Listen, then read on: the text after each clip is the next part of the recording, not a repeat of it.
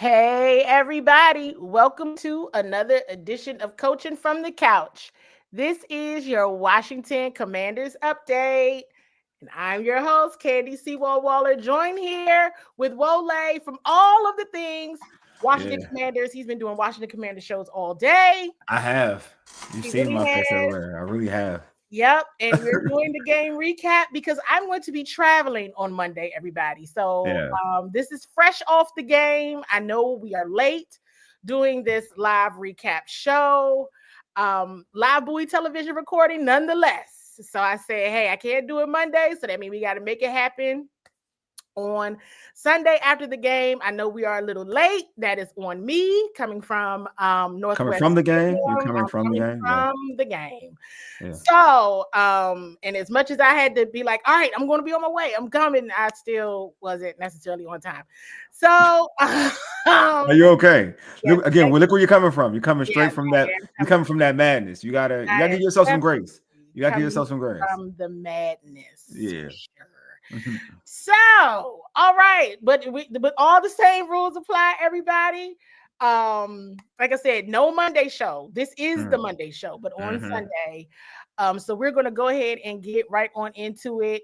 If this is a live Bowie television recording, everything we're saying and doing here ends up on Bowie TV. If you are in Prince George's County, Maryland, you have not cut your cable, you can find Bowie TV on channels 190, that's 190, and 1097, 1097 if you have Comcast. So make sure you check us out. Make sure you are subscribed to Bowie TV on YouTube. Make sure you're subscribed to Urban Sports Scene. You are watching this live TV recording on one of those shows or Yeah. one of those outlets. Yep. So share the link, share the show. We're taking live commentary. We take super chat, super thanks, all that good stuff. If you're on Facebook, make sure you love the show and share it. If you are on YouTube, make sure you hit that thumbs up and make sure you're subscribed. Any other housekeeping items, because I know everybody has a lot they want to talk Like. Just keep liking. Don't waste time. Some of y'all be wasting y'all time. Make sure you hit that like button for real. That's about. Right. that's where I'm at right now. That's where I'm at. I don't even talk about the game. I want y'all to just like before we even talk about what we saw. All right, there you go. It's like. We'll definitely go through some clips from some questions last week. We'll probably jump right into clips from the press conferences after the game. One clip from head coach Dan Quinn, a couple of clips from quarterback Marcus Mariota. So let's just jump right on in on how we normally do this. You all, if there's questions, Wole will definitely try to catch all of those. Sure will. We'll see if we have some time. I did pack for Madrid, so I'm ready to go. But it has been a long, long day. So we'll see if we have time at the end to get into some live, like meaning you can hop in. Yeah. And ask your question. But I love to play this game called What's Your One Word? So, what is your one word that you had for this game at the end of it? When the game ended, what was your one word? So, Wole, what was your one word? Quit. Quit was your one word. Okay, all right. Let's get into that. What's that? Your one word? I saw people not putting in after it got when it got. I felt like people did not put in the total effort after a certain point. I felt like they quit. I don't want to be mean about it, but quit. Like some folks, you can watch it on TV and you can see it. Like they quit. And to be real with you, I felt like as soon as the Lions stepped on the football field, they didn't believe. And I know everybody can say what they want to say. It's cool and it sounds good in terms of the players and the coaches. All the talk is good, but when you see it for what it is, when they stepped on the football field, when the Lions stepped on the football field, you saw like the Commanders are looking at their bigger brothers and looking at like, dude, we don't got a chance. That's how I looked at it. Like they looking up. not looking eye to eye, but looking up and saying we don't got a chance. I got to stop because I saw somebody in the chat. Hey, Mama Waller, how you doing? Everybody say hi to Mama Waller too. If you in the chat, say hi to Mama Waller. Everybody have to say hi. Yeah, but that's how I looked at it. Like more than anything, because I'm all about competing, and like I don't care. Like I don't care who you have on your team. You can get beat, and that's fine. I ain't worried about that. You can get blown out to a certain extent, but I felt like they quit. Anybody else? I think I saw one that said expected. Here's something for giggles. Like I put my head down. I was looking. Donna Hopkins. Blame Donna for this picture. Okay. There's some more pictures and video of me like asking her, "Are you recording me? Because I got a question. And if you recorded me, I'm not asking my question." But that is my face at one point in time that she caught me looking out at the field in the press box. I get the depression. I get that by watching what you saw. Like, ooh, whoa, like what is this? And so, to your point, Wole, I will say this. The same swag that they were in Detroit with last year. It just wasn't there. It just wasn't there. It just wasn't there. It just wasn't there. And this has never been a super chatty, talk a lot of trash. That's never been their vibe, even like going into a game. But it was just another level of preparedness. You just saw it. You just knew it, and maybe it's for a variety of different reasons. Who knows? But it was I mean, it's always been a tough watch. You see, I know it was a lot of talk around Deron Payne, his frustration. He got ejected off the rip. Real punch. Right. Yep. Javon Kinlaw said he saw Amon, I always say his name wrong. St. Brown. Yep, St. Brown. St. Brown hit Deron, and then Deron did what he did. But I was like, that was like a cold. That was just, I want to say, I don't know if everyone saw it last week, but there was a clip from WUSA 9 where last week where Bobby Wagner was doing a lot of talking to Deron and trying to get him back in the game, get back in the game mentally. And we've known Deron for a while now, and I've covered Deron for a while now, and everyone knows he hates losing. And when when it starts getting thick and the trash talking start hitting home, he gets mad. He gets mad. Yeah. He gets mad. So that he's sneaky. Yeah. He got mad. And before the game and pregame, and you all have heard me say this before, revenge tours are real.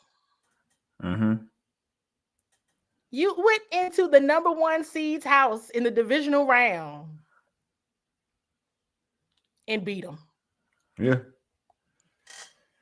And you weren't quiet during the game either, right? Yeah. So what did you think was going to happen? I guess that's where my again. It's like I'm in this space. You heard me say this before, where it's like, where is the proactive knowing that somebody's gonna come into your house to try to blow it down? That's all. I understand being the hunters, but you have to understand that others are hunters as well, and you have to understand when you are being hunted. So therefore, you have to proactively be prepared for whatever somebody's going to do to try to punch you in the mouth. Like, you have to be prepared. And so much this year has just looked like they weren't prepared for others to be prepared for them. Last year it was all a surprise. People didn't know what they were going to do. They didn't know what this coaching staff was going to be about when they all came together.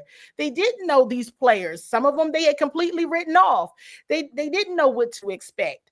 Not them as a collective. Now it's Like you're shocked that these people are going to be hitting you below the belt and running the numbers up on you. And that's where I'm like, you did know that this was going to happen, right? Like you had to know that they were going to play you different. They're going to play you different. We've always talked about playing up to your competition or doing this and you know what I mean? You have to know that this is what's going to happen. And so it's so much of this season that it felt like it didn't look like you were ready to be hunted. Understanding I'm still the hunter. But you're going to try me? All right. They have not been ready at all. And so it's like, okay, if somebody threw a punch, somebody's frustrated, all that, but you had to know they were going to do that. I think that's where I'm at. And that's what I've watched. Like, why is everybody so surprised? Like they're doing this. Yeah. You look like you weren't ready for the smoke. Yeah, I think that's my issue. I mean, I get lose. I mean, when you're getting dominated, I get frustration, and I'm not even mad. Honestly, I'm not gonna lie to you. I'm not even mad for Deron Payne for throwing a punch. At least he showed that he had some type of anger on the field. Like he showed some type of fight in that aspect. I know it sounds funny for me to say it, but at least there's some type of passion being shown. But like on the football field, where and obviously you want your best player not to be one of your best players not to be ejected to help you out in the football field. But I will say this, man, like in terms of, and I'm not gonna speak for the offense because I feel like that's on a different side. I think the offense, I didn't have an issue with the offense. They can do but so much on their side of the ball. Yeah. But on that defensive side of the ball, like I don't know what that was. And I know Detroit's a good scoring offense. It's not a knock or anything, but that there is such thing as trying to put out some type of friction. Like something like you can get beat, but it looks like that you're putting all effort out there. And I'm not saying that, or you're putting it all out there, like just the better team in terms of competition or whatever. That wasn't that. Like to this run of 40-30, that's not like, I think it's easy to say talent, injuries or whatever. Like I think that's an easy thing for a lot of for like a lot of folks who just watch it from a distance, right? It's an easy thing to say. But like when we're talking about the scores that we're seeing and the fashion of how these teams are scoring on them, that's more than just injuries, right? That's a lot, or more than talent.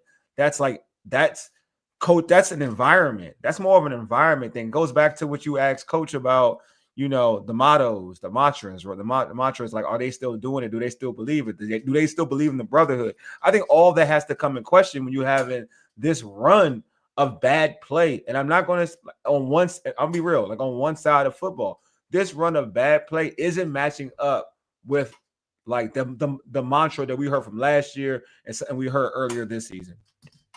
No, it's not. I think, you know, another thing with my, I think I saw a question coming here because there's a lot of things that we need to be like really, I got you, honest and real about, and so that I can help you all bring real life. Do you want to do you want to put out the questions for you? Emotions, and I can take some questions while we're talking because I know people are upset. Yeah. So I think, let me see. This one, Paul. This from Taj. See, you know, I can't see right. I got you. I read for you.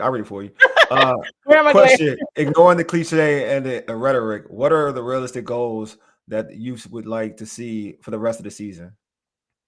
That I would like to see. I mean, at this point, you got to see effort. Yeah. You know, you got to see effort. You know, I mean, I'm clear even in the pregame, right? That hey, even for a healthy Washington Commanders team that does everything right, I said that. I've made that comment now last week for sure against Seattle, and you heard me say it today. Yeah. And you ever heard me say it other weeks. But I said it for the Seattle Seahawks, and I said it today. Even if there was a completely healthy Washington roster, they did everything right. This is still a game they could lose. Yeah, which is fine. Yeah. Absolutely fair. Yeah. I watched competitive football games that somebody's got to lose. Yeah. there can only be one winner. They don't give out participation trophies. Yeah, So it's try effort, because it's unraveling real bad. Now you saw the offense hold up. Now today, was I all in on all of the play calling? And no, because there were still some challenges in the beginning that I'm like, now come on now. Yeah. Run the ball consistently, right? Do it Mm-hmm. consistently. And but when Terry and Arnold went out with the concussion, okay, you're gonna take a bit. That's what happened. Yeah. You started taking a little bit more shots. Terry and Arnold is out. Yeah. So you saw that. That's what happened when you started saying, "Oh, they going downfield." Yeah, Terry and Arnold is out with a concussion. That's why.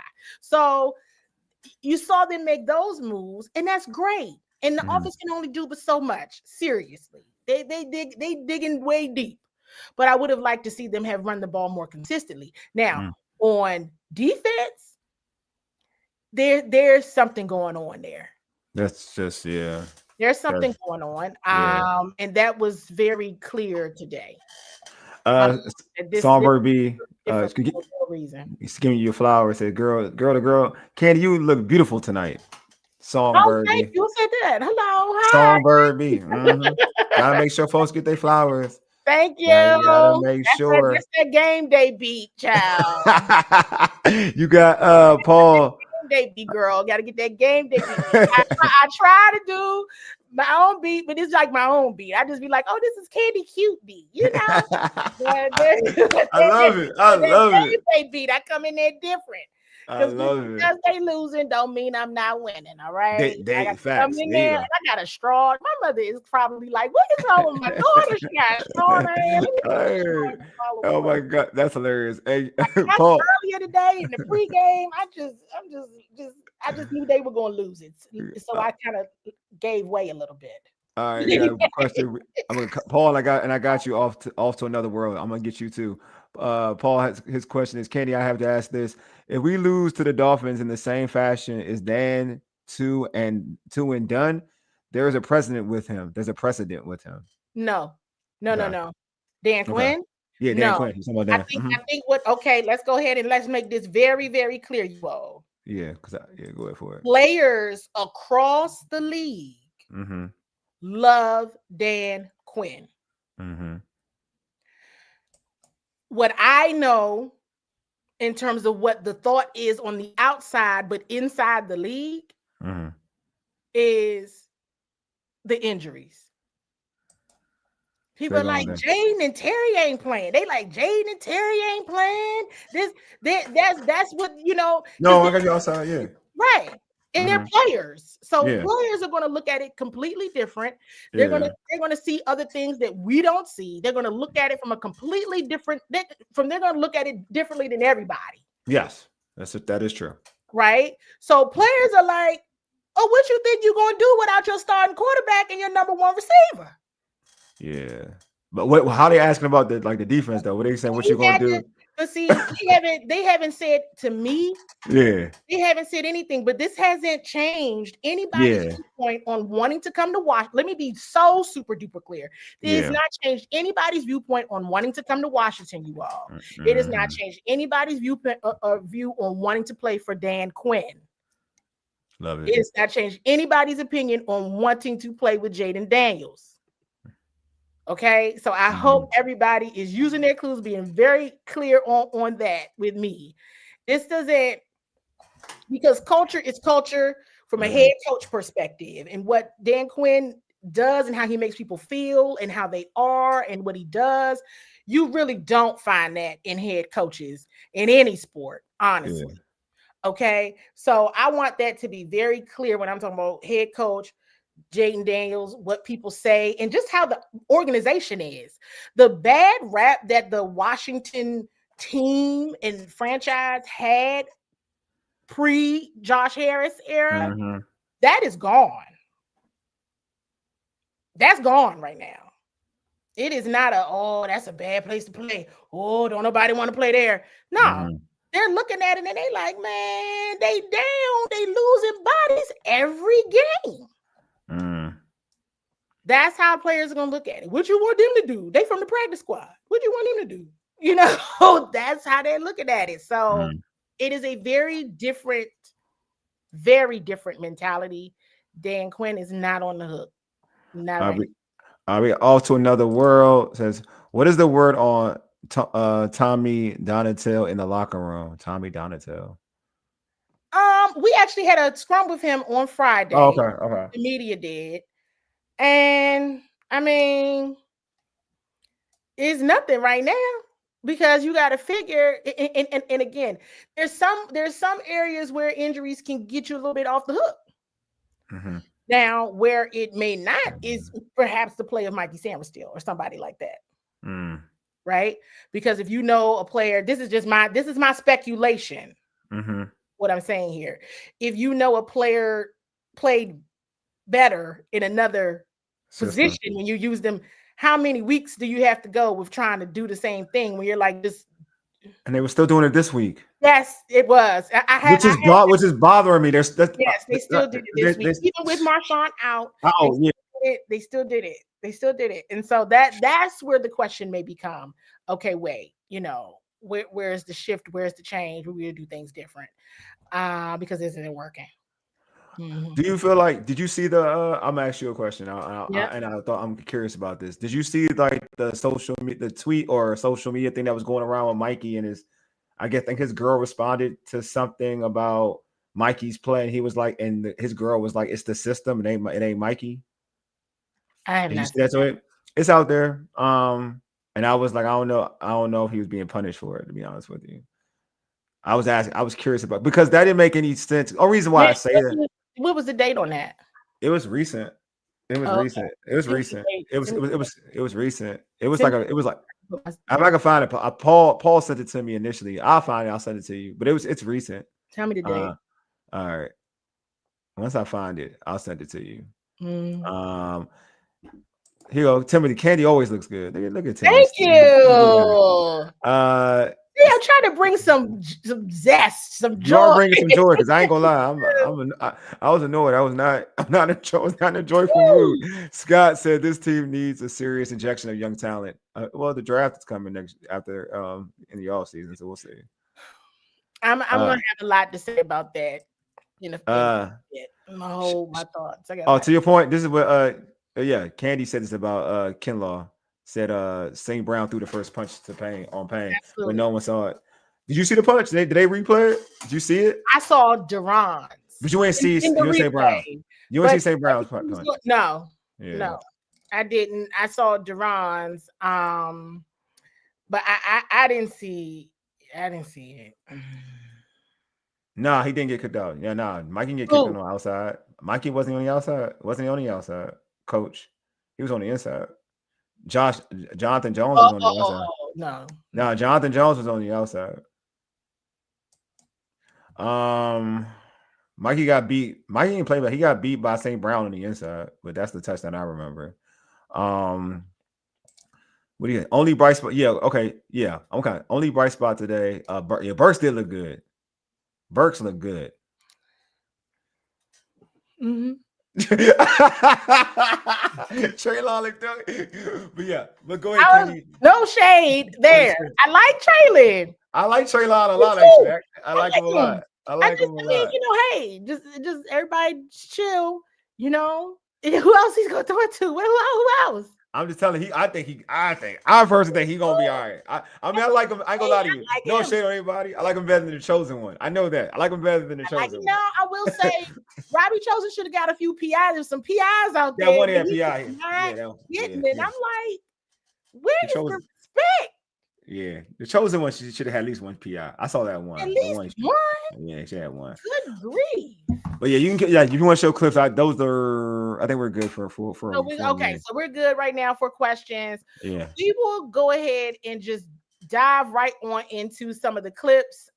You all, if you're just tuning in, this is from the Coaching from the Couch series, your Washington Commanders update. This is a live Bowie television recording. You all, I'm your host, CWall Waller. I'm here with Wole, who does like all the things Commanders. That's literally how I introduce him because that's what he does. All the things Commanders. She's not. Yeah, I mean, yeah, we're on Not TV. lying. He does it all day. So especially on game day. Yeah, all day And on game day. he was kind enough to, since I'll be traveling on Monday evening, he was kind enough to say, let's go ahead and do this recap. Because at first I was like, oh, do I even want to do this recap? Oh, but I have to do it. So You got to next week, because of the time, you all, I guess I'll do the recap next week too. We'll have to talk about that Wole. I don't know how that's gonna work. What for the what next week? But see, this is what we'll happens on TV, because this you start. We'll make it work. Maybe everyone else doesn't do it. I get told that I'm the only person they work with that does this, where I just start. But anyway, sorry. Okay. If you guys are watching, make sure you hit the thumbs up. Make sure you share it. I think I saw that Shelly reposted it. Thank you, Shelly. She did. Shelly always. Shelly's always. Shelly always showing all the big love. You can send super chats, all that cool stuff. Let's get into some clips. What's your preference? Should we get into use your clues clips or clips from today? I feel I would say from today, right? Today first. Today first, then we can go to the clues. Let's jump into today clips. All right, let's dive right on in. These are some Marcus Mariota clips. Drop what you're thinking or any questions you have in the chat, and let's just roll from there. Last year, you guys seemed to figure out the identity early in the year. You've been on a lot of teams. Why has it been so hard this year for that? Every year is very unique. Every year poses different challenges. So with that being said, I don't really know. And I think that's why we are all standing here today, kind of where we're at. So it's going to take a collective effort to get this thing going in the right direction. But with that being said, I believe in these guys. Look, and I believe Marcus. I believe Marcus too. Absolutely, Marcus. I know what I think. I know what I think in terms of what happened. I mean, Jaden's not there. Terry's not there. I mean, you take a hard look. And I'm gonna also say this, because I think that, there was a lot of talk. Okay, nobody wants to talk about last year. And I'm like, but you can't you can't not talk about last year if you want to build on what you did last year. Like, what made last year, and keep it up and be honest with yourselves about what made last year. Like, what made it happen, right? And I mean, I know what I think made it happen, right? Because things are always good when you're winning, right? But a clean bill of health does a lot for everybody. Yeah. Where it almost made you feel like, well, how much work did you have to do from a coaching or scheming and all that perspective? Yeah. It's crazy because last year you had an offense that was going to get you out of a jam. I'm talking about from a defense's perspective. Yeah. Offense that was going to get you out of a jam. You did what you need to do.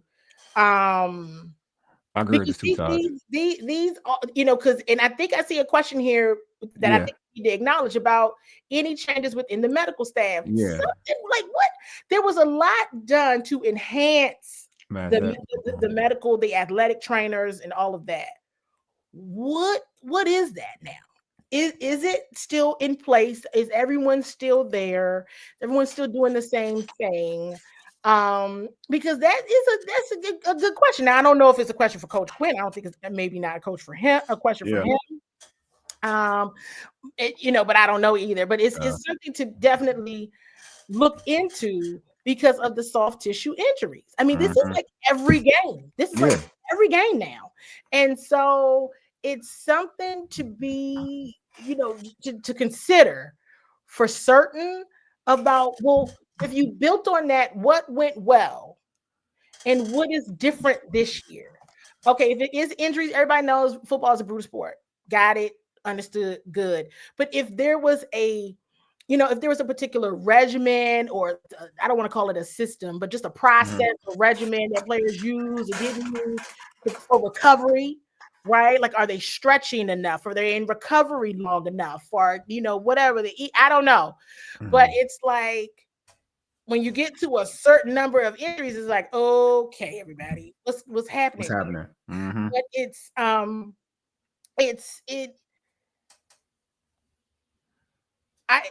and the schedule is different. Yeah. The schedule is different. This goes back to my thing of camps are too soft. Shelly said camps are too soft, and so are practices. Right. And so it becomes what's different, right? Were these the same level of practice you were doing last year? Were the same things you were doing? And Stretch Love, if you would ever like to advertise on Bowie TV, please send us a message. There you go. Business you like to advertise on the channel. We do advertising packages. So shameless plug. There you go. You can advertise. Hey, there you go. There you go. So have your business name in lights. And so there you go. So could have gone with me to Madrid, but anyway, your business name. You could be in Madrid. Yeah, exactly. Madrid. But it becomes teams would be last year. Yeah, that too. It becomes but this, I think, and to that point of these are teams that you beat last year, story, right? Well, I go into context. Mm-hmm. While I thought the Commanders could beat the Falcons in the Bears again this year. Yeah. Hey, man. Jaden Daniels had the ball last. Mm-hmm. In both of those games.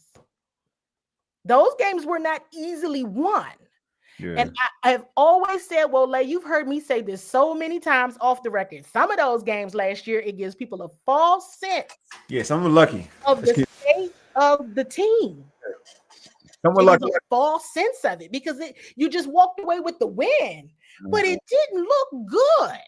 It was a bad looking game, but it was exciting. And the excitement was there. And in 2 of the 3, let's use the revenge tour. In all 3 last year, you had Jaden Daniels, right? Now the revenge tour, 2 of the 3, you have not had Jaden Daniels, right? Because you didn't have him in Atlanta, you had him for Chicago, but you didn't have him today, right? And so in all 3 of those last year, you did have, we had Jaden and you had Terry, right? In all 3 of these games, you haven't had Terry.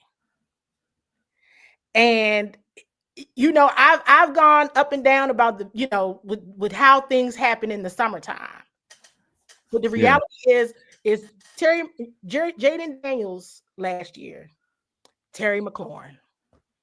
Those 2 made a huge difference for this football. So many big plays last year. Oh my goodness, they did. They really did. And it was going to take it was going to take everybody to even get close to building on what they had last year, because just one difference has completely altered this season. But in this case, it hasn't been just one difference. It's been like 10. Yeah. It's been like 10. And I think it has illuminated, well, what was the offensive play calling like last year? Well, I can tell you, you know what I mean?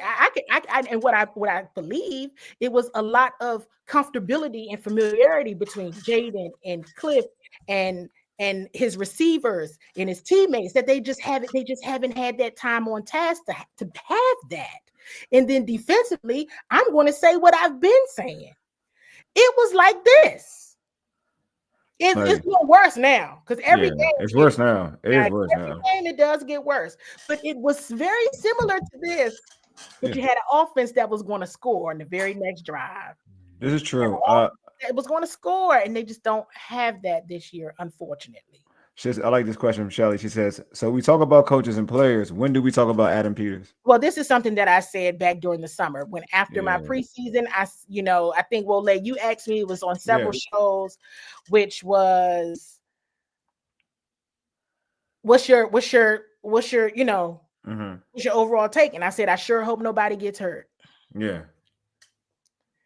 You know, now Facts. we know. Facts. Because now you all can point back to the preseason and what you saw in preseason, and what you saw in preseason was very real from a depth perspective. That was real. Yeah. That was real. Yeah. And we saw all that bad play. I don't pay attention to preseason. Well, you should. Because of depth. You're right. Because those are the players that if somebody gets hurt, that's who's going to play. Very good point. Very good point. And so you have to be, and I'm going to always say, I see people talking about you bringing in older players. Let me tell you something right now. If it was not for some of these older players, this would really look bad. It would. Like, seriously. Like it would not be this. It would be worse. And you probably wouldn't have had the year last year either. Because I think I answered the question about the depth, right? You did, yeah. Anna Peters, you answered that one. Yeah, right? you answered it. Here's the thing: you got 2 drafts full of people. Where are they? Because some of them haven't panned out. Haven't panned out. It's just, it is what it is. And then people are relying, and I appreciate that question from Shelly, because I'm like, people are talking about older players, and I'm like, yo, do you know how many draft picks are out there? And undrafted rookie, you know how many people are out there right now?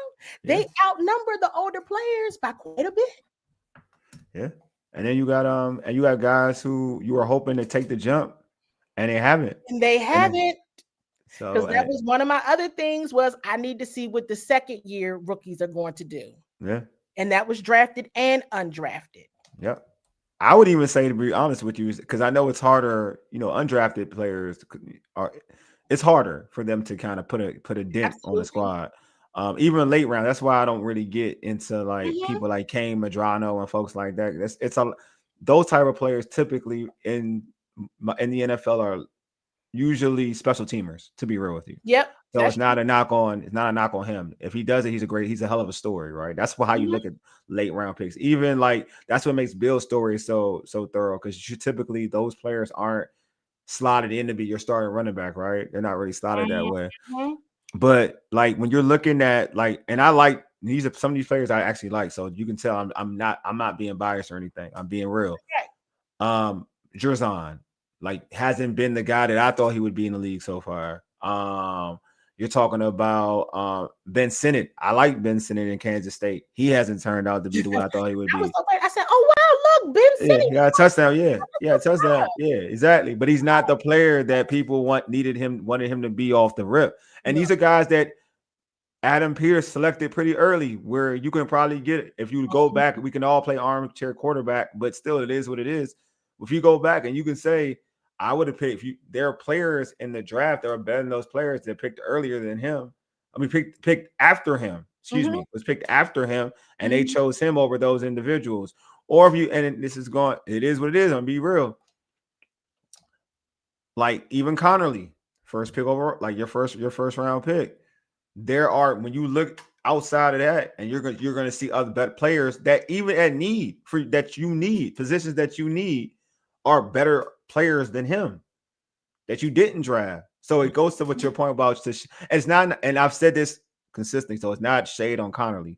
I want folks to understand this. I actually think Connerly will be a good player, a better player in year 3. I think in year 3 you'll get the real version of Josh Connerly. So I'm not saying, I do think there will be better players than Josh Connerly in year 3, but I think Josh, in terms of when we assess him as being a good player, he will be a good player in year 3. That's my opinion about Josh Connerly. But again, you're looking at the draft, you're gonna say well, last year we could have had this player, we could have had that player, we could have had this pass rusher, but we chose to have him, and he's struggling at his position. You know what I mean? So the question is, I think it's a fair question to have about Adam Peters in terms of the job he did this season.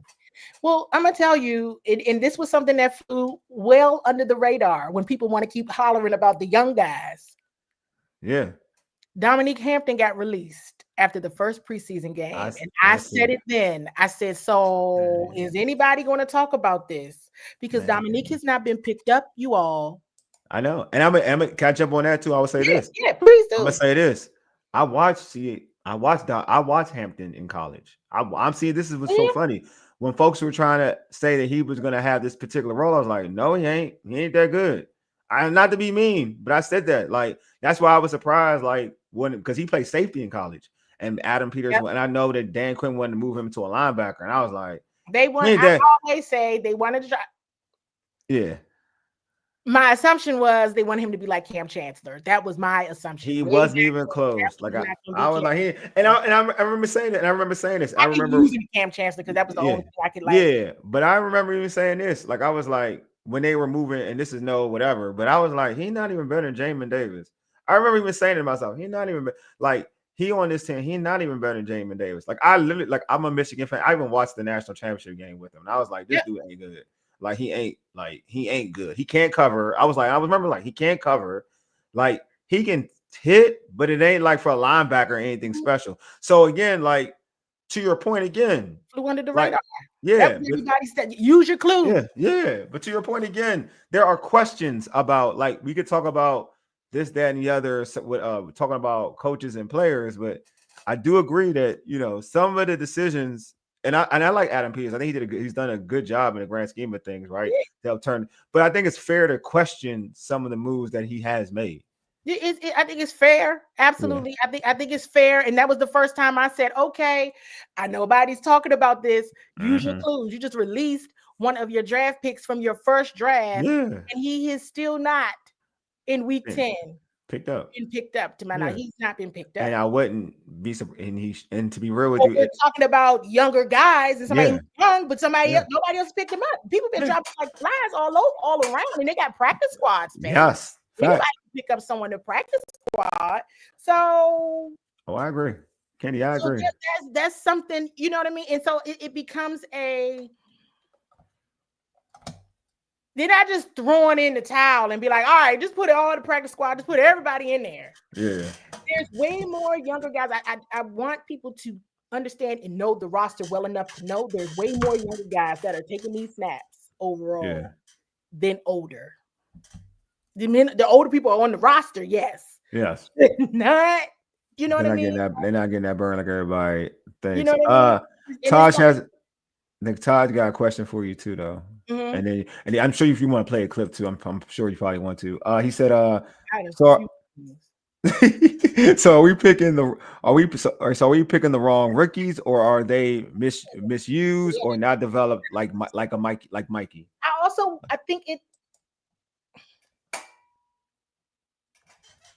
I'm gonna talk about last year like I did the Hail Mary game, and I said that Hail Mary game was one of the best things that ever happened to the Washington Commanders, and it was also one of the worst because it gave a false sense of reality. Yeah. Now, where everybody can be disappointed, everybody, all stakeholders involved, was that the mantras you actually played like that. Yeah, they did play like that at that time. Facts. Totally agree. Now, the mantras and playing like that, again, using your clues, they didn't play like that in the preseason. So technically in the preseason, everybody should have known, everybody, that's myself included, you all, okay? Yeah. Should have known something isn't right. Because they're not even playing like that. So what's wrong? What happened? Because you saw it. And so this is why I tell people, I don't watch the preseason. Watch it. Trust me. Because the younger guys, the depth players, the identity of the team, it really, truly illuminates in the preseason.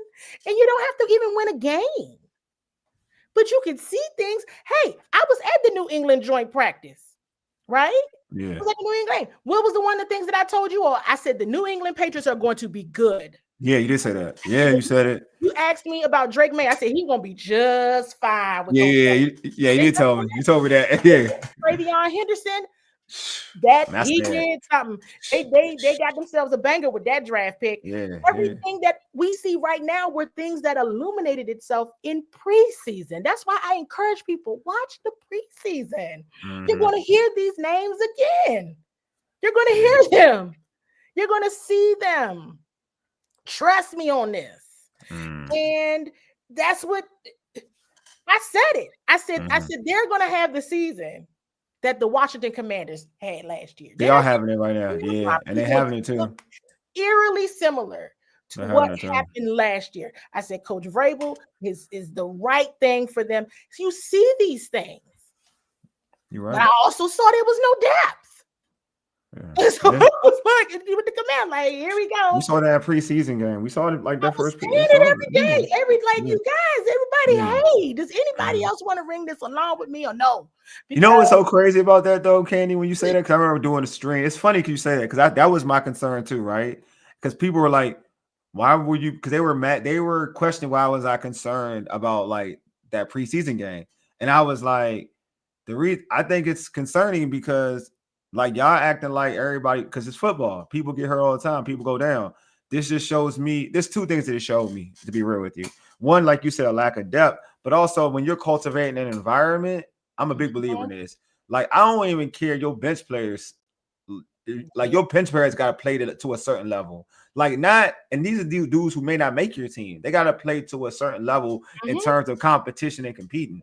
So when I saw that, like, they can get like walk like that, I was like, yo, like you're like the environment that the tone that you're setting, there's a disconnect. You know what I mean? Like, there's a disconnect. Like, you're not. It's not that same because the energy I would make the argument the energy last year, even in preseason, they didn't win a lot of games, but the energy and the way they played, them kids on the back end who didn't make the team and didn't make the team, they all played hard. They played hard.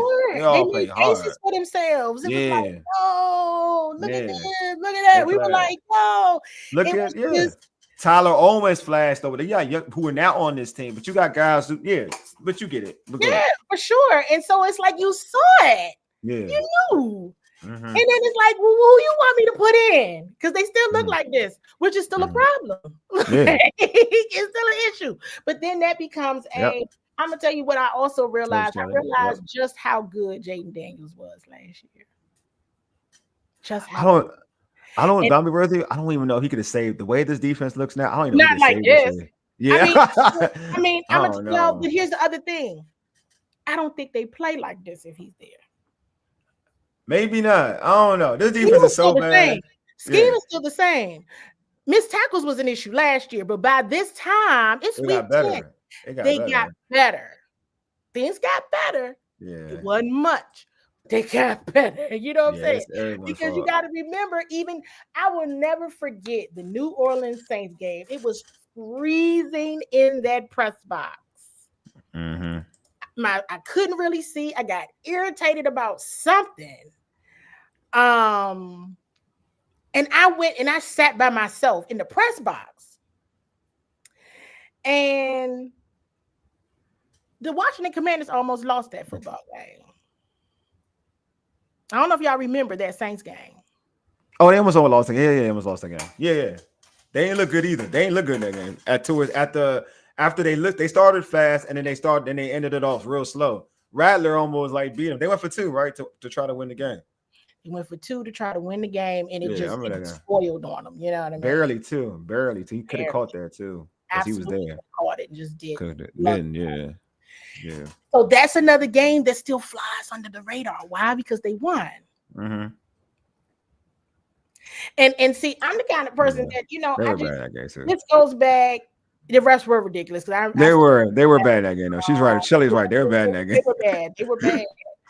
And you remember the Dallas game? Well, we remember both Dallas games. Yes. But the last game of the regular season, everybody forgets. Yeah. Because they won. Yeah. Marcus came into the game because Jaden wasn't feeling too right with his leg at that time, right? In the playoffs were coming, and they had to win. Last minute touchdown to Terry. The defense was getting beat by Dallas's third string. And that was wild. I know. That was third stringers out there that they were playing. For real. You're right. Practice squad players have been elevated. The last game of the season, they almost, I was there. Yeah, almost lost that one too. Remembers. And so I'm gonna be honest, at week 10, and injuries play a role. Could this be better? It could absolutely be better. You said something about quit, and I saw some things today that I will honestly say I'm not going to say out loud necessarily what I saw. Not right now. Am I going to say what I saw? But I saw a few things. Yeah, I'm telling you, it did not look good. Players that I have not seen. Exactly. I have not seen. And I know that's not their pedigree. Oh, Sally got a good question. Yeah, we got 2 questions. I know we got to get the clips soon though, but I'm gonna read these last 2. Bunch of clips. Let me read these 2 questions and then we go to clips. All right. First off, Pat said, bringing Joe Witt from the booth did what? The defense was worse. Oh well. And this is a good quick. This is Shelly. She said, "Will injury save Witt's job?" Basically. No. Dang, she's quick. All right, and oh, this is a good question. This is the question I asked. My speculation is no, because there was enough. I mean, Dietrich hurt. That hurt. Losing Dietrich hurt. Losing Will Harris hurt too. I don't know if you saw my tweet, but Will was there today. I heard he's been around for. And Will was on the headset. I think he was just listening. You know, he just catching up. But he's such an excellent communicator. I was happy to see him. Jaden was there too. Javante. Yeah, I saw Jaden. Yeah. Well, you know, I don't know. Y'all saw Dietrich. You know, he's been around. You know, he's very just funny people. Good people. I think, you know, more so on the offensive side, you might see like injuries could say. Yeah. Defense. Not really. Okay, this is a good question, and then we're gonna go to the clips because this is a question I actually have. So it's on my docket. So I guess we'll cancel it out right here. Mazdak said, did Witt lose the locker room because they didn't look like they were playing for him? Do you feel like Joe Witt lost the locker room? Or was that too early to say? Or you mean too early? Too early, I would say.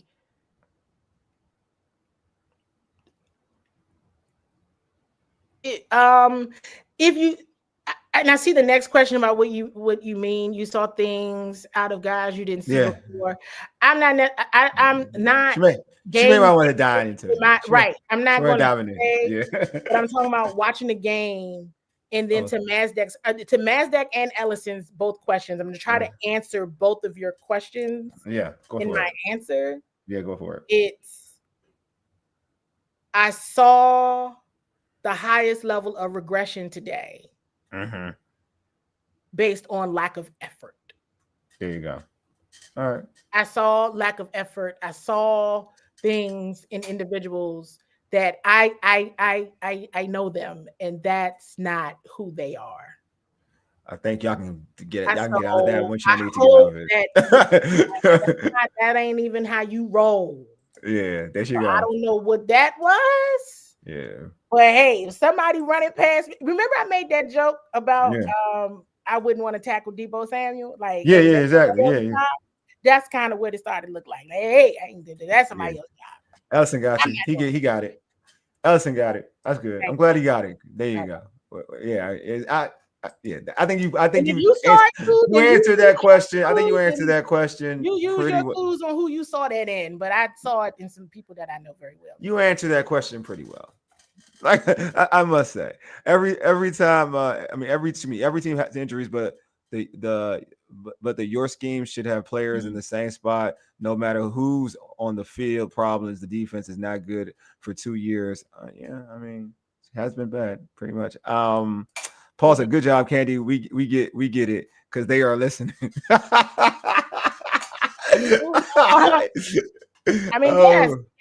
Yes, the shows do get watched. I will tell you all that. Because you got good content. They have good content. Yes. And so they go looking for you got to show proof of content. You got credentials. You got to show proof. And I just I have to I feel like if Joe was a math teacher, the teacher teaching trigonometry, and the class needs to learn algebra. That could be a thing too. All right, so Candi, let's go to your clips. Let's go to clips. More clips. Ooh, let's go to more clips. I had to get some water. I might have to get another bottle of water, but all right, more clips. All right, here's another one from Marcus. Marcus, how far away does it feel from being the team that you think you're capable of being?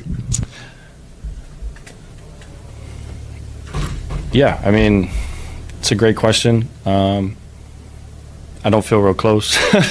And the same time, though, day in and day out, I see guys coming in, giving it their all. So I do feel like we have the motivation, the determination to get this right.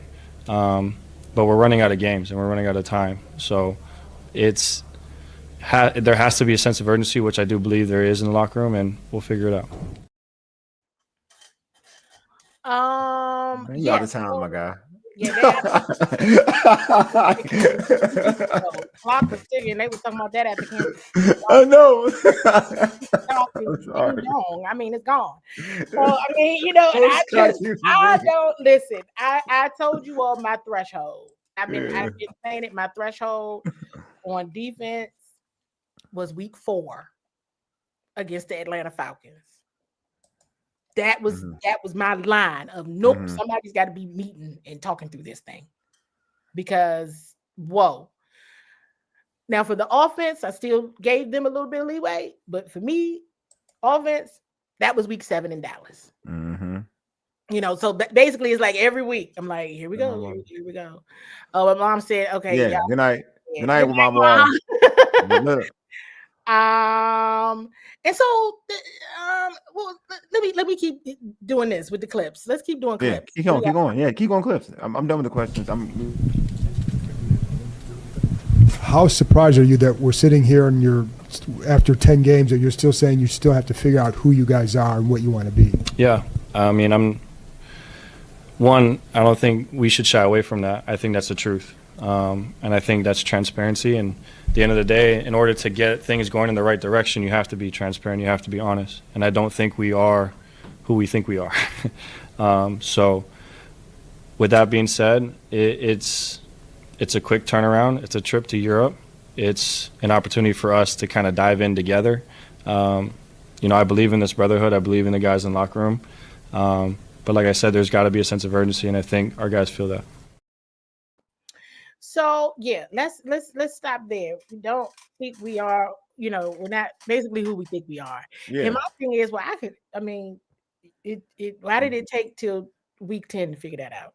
Yeah. I mean, and that's no shade to Marcus, because I like Marcus Mariota. He's such a good guy. He's such a good guy. Really, he's on my list of just blessings of people that I've gotten to cover in my career, and he is on it.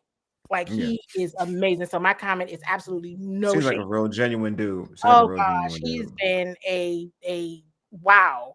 And because I got to do research on people. You know, Marcus wasn't always like this. He had to grow, right? You had to grow. You have ups and downs, you know, ebbs and flows, peaks and valleys in your career. And he can speak to that. Like, you know, nobody's business. So my comment is not at all shade to him at all. But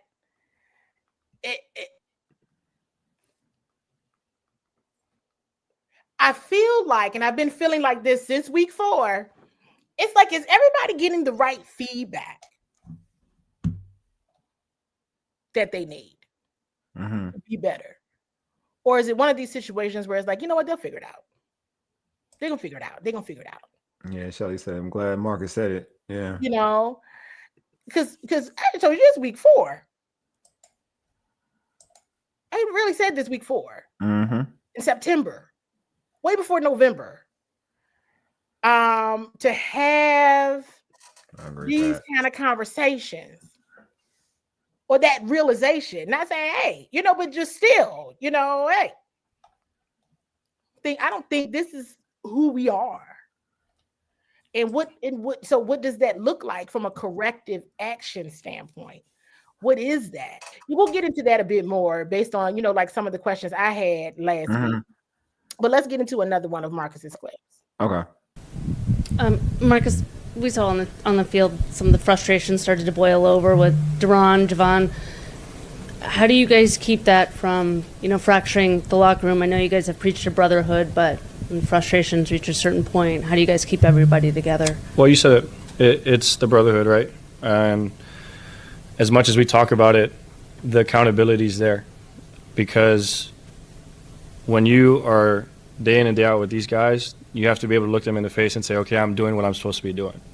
And unfortunately, I think with the way the game went today, frustrations did boil over. And I appreciate Bobby because he did say some things at half that, one, I think represented kind of all what we were thinking, and two, like, hey, setting the standard of who we want to be.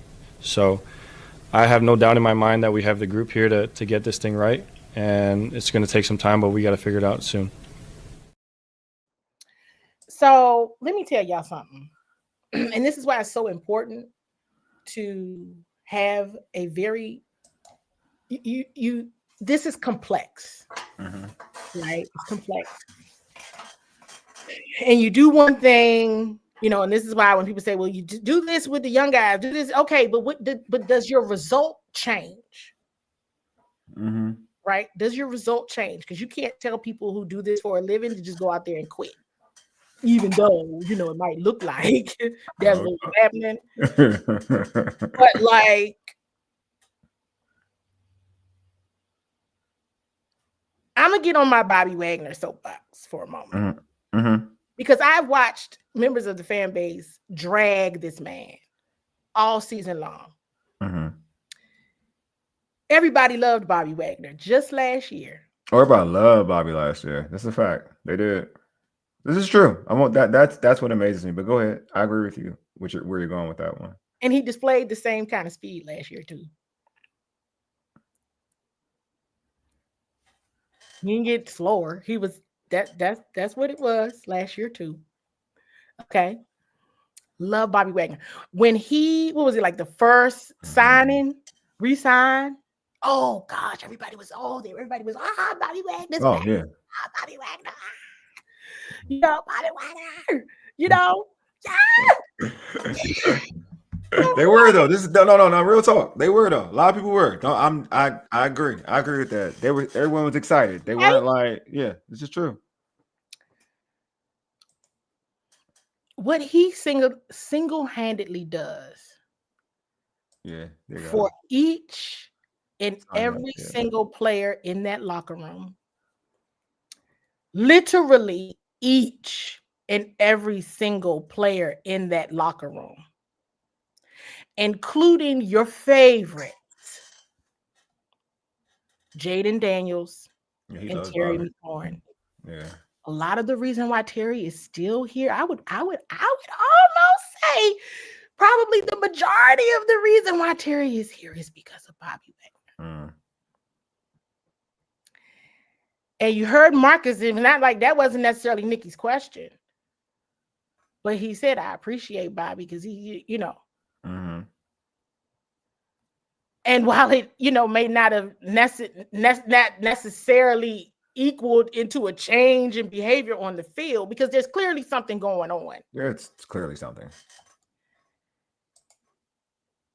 Because I know how much he has poured into each member of this football team, I would think twice before thinking about not having Bobby Wagner in this building. I mean, I personally, he wasn't there. You think this bad? You talking about this year? You talking about this year and last?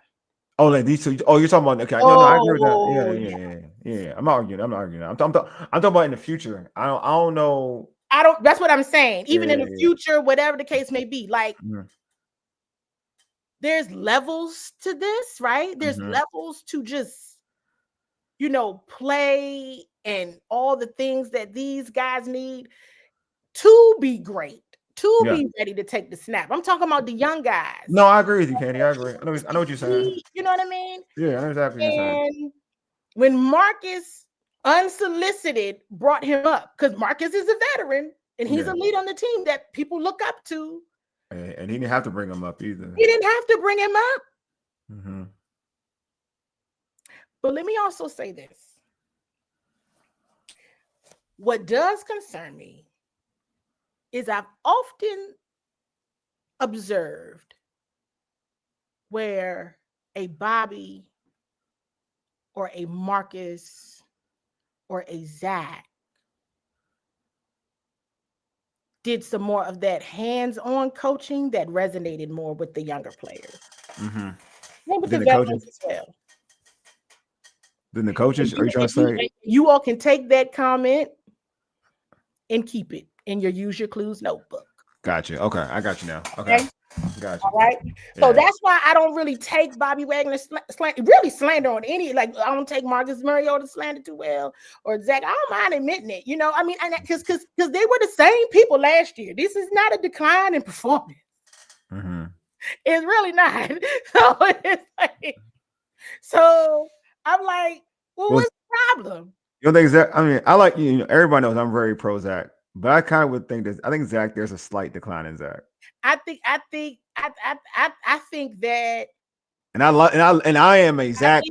I think you saw Jaden use his security blanket, and Jaden is not behind center. That's true. That's true. But he was dropping passes for Jaden, though. That's what I'm saying. Even more. But now I'm a so. Yeah. But you saw a lot more activity because remember the drop passes never phased Jaden. He would do that last year. Yeah, exactly. That's true. It was last year. It would be those contested. You know, where did he stop? Did he get the first down or not? Those were conversations that were happening last year. Queen Sheen got a question for you. So do you think coaching is not playing people to their strengths? I think that here's what I think is happening. I think that they are doing what they feel like is best based on what they know. I don't think they are given corrective action. And I don't think they're, effectively using their clues to know it's not working. Somebody has to say it should not have taken a week 10 to be like, you know what, we are not as good as we think we are. Hey, man. That week in Atlanta before you left Mercedes-Benz, before I leave up out of Atlanta, let me tell you something. No, I agree with that. No, I agree. I don't. That's why I ignore. You can't. It's like in life. You can't always wait for the light bulb to go off for people on their own. Sometimes you gotta give that encouragement there in real time. And I asked Coach about that, right? But like I'm gonna go back to that veteran presence and what I'm saying. You can't just move people out of the way for the young guys. Those young guys depend on these men. Well, I'm gonna say this too, though. Honestly, I see it. Yeah, but this is true. They do. But this is a fair thing too, though, and this is like the fair, and this is the realest thing in life too. If you're a young guy, and everybody wants to see the young guys, and all that, I hear that talk all the time. But you know what? Real talk, young guys gotta take it though. You just can't be given. You gotta take it though. Like that's the one thing I will say though. Like regardless of what you feel about people, like let's give them a try. Sometimes you gotta take it. It can't be a try. Like you gotta. When you're on the football field, like anything in life, in your job, in your profession, anything, when you get this opportunity, you got to show people the reason why they the reason why they should take your job, or the reason why take that person's job, or the reason why you should be highlighted over this individual. You gotta show it. You gotta take it. Like, all right, I'll give an example. I like Jordan McGee a lot. I do. I like him a lot. I don't make it. I love Jordan McGee. I love him a lot. But he got worked on the play that with Gibbs. He got worked. Everybody. So to me, the same play that Bobby got worked, the same way Bobby. And I don't blame. And I don't blame Jordan because I'm always just like I never blame Bobby. I'm like, yo, Bobby shouldn't be on Saquon. I mean, B. John Robinson. I'll use that example. Shouldn't be on B. John 1-on-1. No. Just like this, Jordan McGee should not be on Gibbs. Like that is a different type of running back playing in the slot. That's a mismatch. That's not and Jordan can run, and Jordan can run. He is faster. And he got freaked. So I'm like, but he shouldn't have been on him. That should have been a safety. That shouldn't have been Jordan McGee on it. You needed somebody with true coverage skills to be checking a player like that. That to me is on coaching, not the player. But also to your point though, if we're gonna be fair, like Jordan got because of everybody's expectations, whatever, Jordan got to make that play. You got to take that job. You can't be given that job. But that's what I'm saying. Like somebody just walk into your job, you're supposed to just get it because you're younger. Yeah. Now, please, I outwork you any day of the week. Yeah. What I say? You Yeah. better. Now the objective is, if you are paying attention, you need to be learning from me. You need to Yes. be paying attention to my Agreed. moves. You need to be seeing how I get down, and then you supposed to take my job. I'm not Facts. gonna give it to you because you younger. Yeah. You're That's not what it is. outworking me. Yeah. That's what I'm Period. saying. And That's then the, as soon as the offense, whether you figured it doesn't matter. Because here's the thing: everybody hollering young guys, and guess what they just did? I'm gonna tell you what Seattle did. When I went back and watched that game, I said Seattle didn't even necessarily pick on the old guys. They said, "Oh, y'all keep talking about these young guys. We gonna work Tyler. We gonna work Mikey. We gonna work Trey. We gonna work worked all of them." Yeah, they worked everybody. Seattle worked everybody. That wasn't even They young and worked old. everybody, but they picked boop, boop, boop. Y'all keep talking about these young guys. Y'all got watch this. Yeah. Bop, bop, bop, bop, and bop. See y'all later. Yeah. Okay. They went Two touchdowns in how long? So that's why I'm like, no. You cannot pick one piece of this puzzle that you don't like to try to make it fit your argument. You have to look at the whole picture and understand what's going on here. No, I'm just saying nothing is given. No, Like you gotta take it. Yeah, you got to. Nothing's In the given. You NBA, gotta man. take it. Yeah, You know, because nothing's we've given. seen some regression. Let's go ahead and talk about Tyler Owens. We brought him up. He was the dark horse of training camp last year, was out here doing all great and wonderful things. Did not have that great of a preseason. They brought him back, and we saw him, he's fast. He's doing something. We've seen him make some mistakes. Yeah. Now, the fact that they haven't been corrected, that's another conversation. What we talking about? Yeah. Coaching. Right? So this is, and then if you got an issue with the coordinator, you want them to keep learning. So what they supposed to do? Yeah. You know what I mean? In that case. So it's just, you have to think of all of these things. And I would tell anybody any day of the week, Bobby Wagner put in too much work. When Jaden was coming in there early, he was meeting them there. Oh, but now we're going to play a game. We're going to beat you here. Oh, you coming in here? Are you beating me? I'll never forget it. He was like, he beat us here? It was him and Frankie. Oh, they beat us here? Watch this. He started getting there when Jaden got there. That's how the relationship organically started to grow. Now, if everybody else on the team knows that they were doing that, then why y'all didn't start coming early like that too? Nah, this This thing goes is back to the work. You know what I mean? Yeah. So that's why I'm like, this old guy versus young guy right now, the entire system is getting worked. It ain't, and age ain't got nothing to do with it. Yeah, I agree. I agree with all of that. Like Not I feel now. like The age argument is played out. Let it rest. Let it go. That issue, that's not the issue. Yeah, I think it's just bad. I think it's more than it. Like it ain't age. I personally think it's just bad. No. I mean, I'm gonna be bluntly honest with you. On the defensive side, I think it's just bad coaching. That's just personally. Right? That's how I personally feel. I think it's bad coaching. And you got to say that because Mikey Sarenstill is not the same Mikey Sarenstill from last year. Let's keep it above. He got drafted last year. That's one of your young guys. Yeah. Okay, Frankie isn't necessarily older or anything like that. Not in my opinion. I don't think he's older. Frankie's like it is still. He's not. Is he even 30 yet? Frankie's not even 30. But guess what?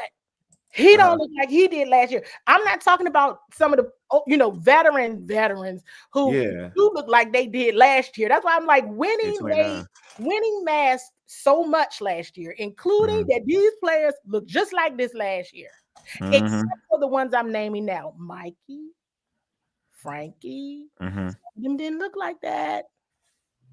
Yeah, I mean, and I don't know why. We can dive a little bit deeper into. Hey, I know.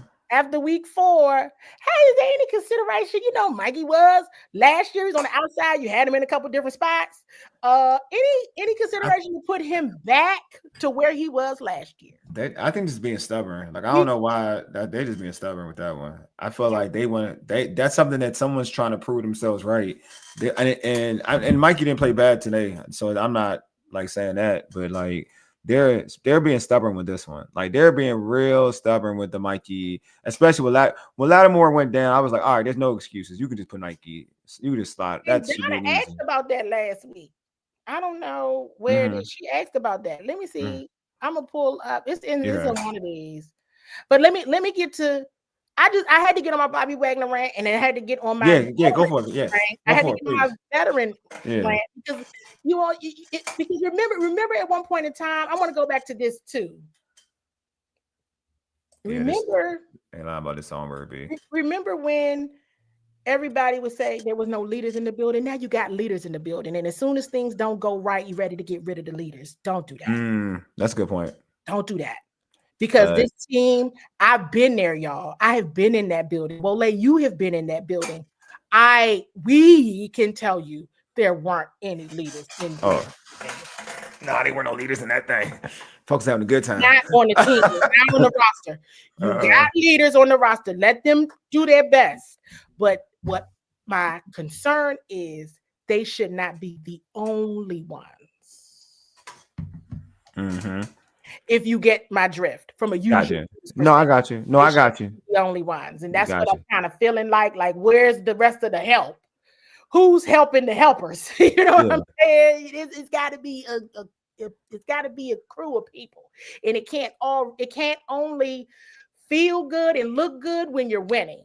This team did not experience a losing record last year. They didn't experience anything below 500. So this is the first time, and now I'm really saying, like, well, who gonna help the leaders?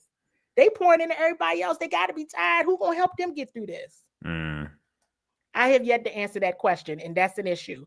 Everybody on YouTube, hit the like button. Yes. Hit the subscribe button. Do that right now. Appreciate y'all. Go ahead, Candi. Yes. Yes. So here is a clip from, and I just got one clip from after DQ today. Okay. Season's different, and this team's different from last year's team. I just wonder, though, there's still a lot of guys that were here last year. Yes. And I just wonder how stunned you are that you all are so far away from where you were last season in terms of not just the results, but just the way you were playing. Yeah, we definitely are. That's why, like the frustration, man. Like, I get that, and it's not an excuse. We got to find a way to channel that frustration, like you saw at the end of the half, penalties and actions. Like, we can't have it. It's all coming from that, from the frustration, the angst, that feeling, the darkness of it all. No one saw that, obviously, coming, DA, about where we're at. But I also told him, like, that's the chapter in. That's where we are, and we have to be the ones to get it out. I'm not saying it's going to go, this much better, but it has to be. And we're the ones to go do that. We got to be the ones to dig it out.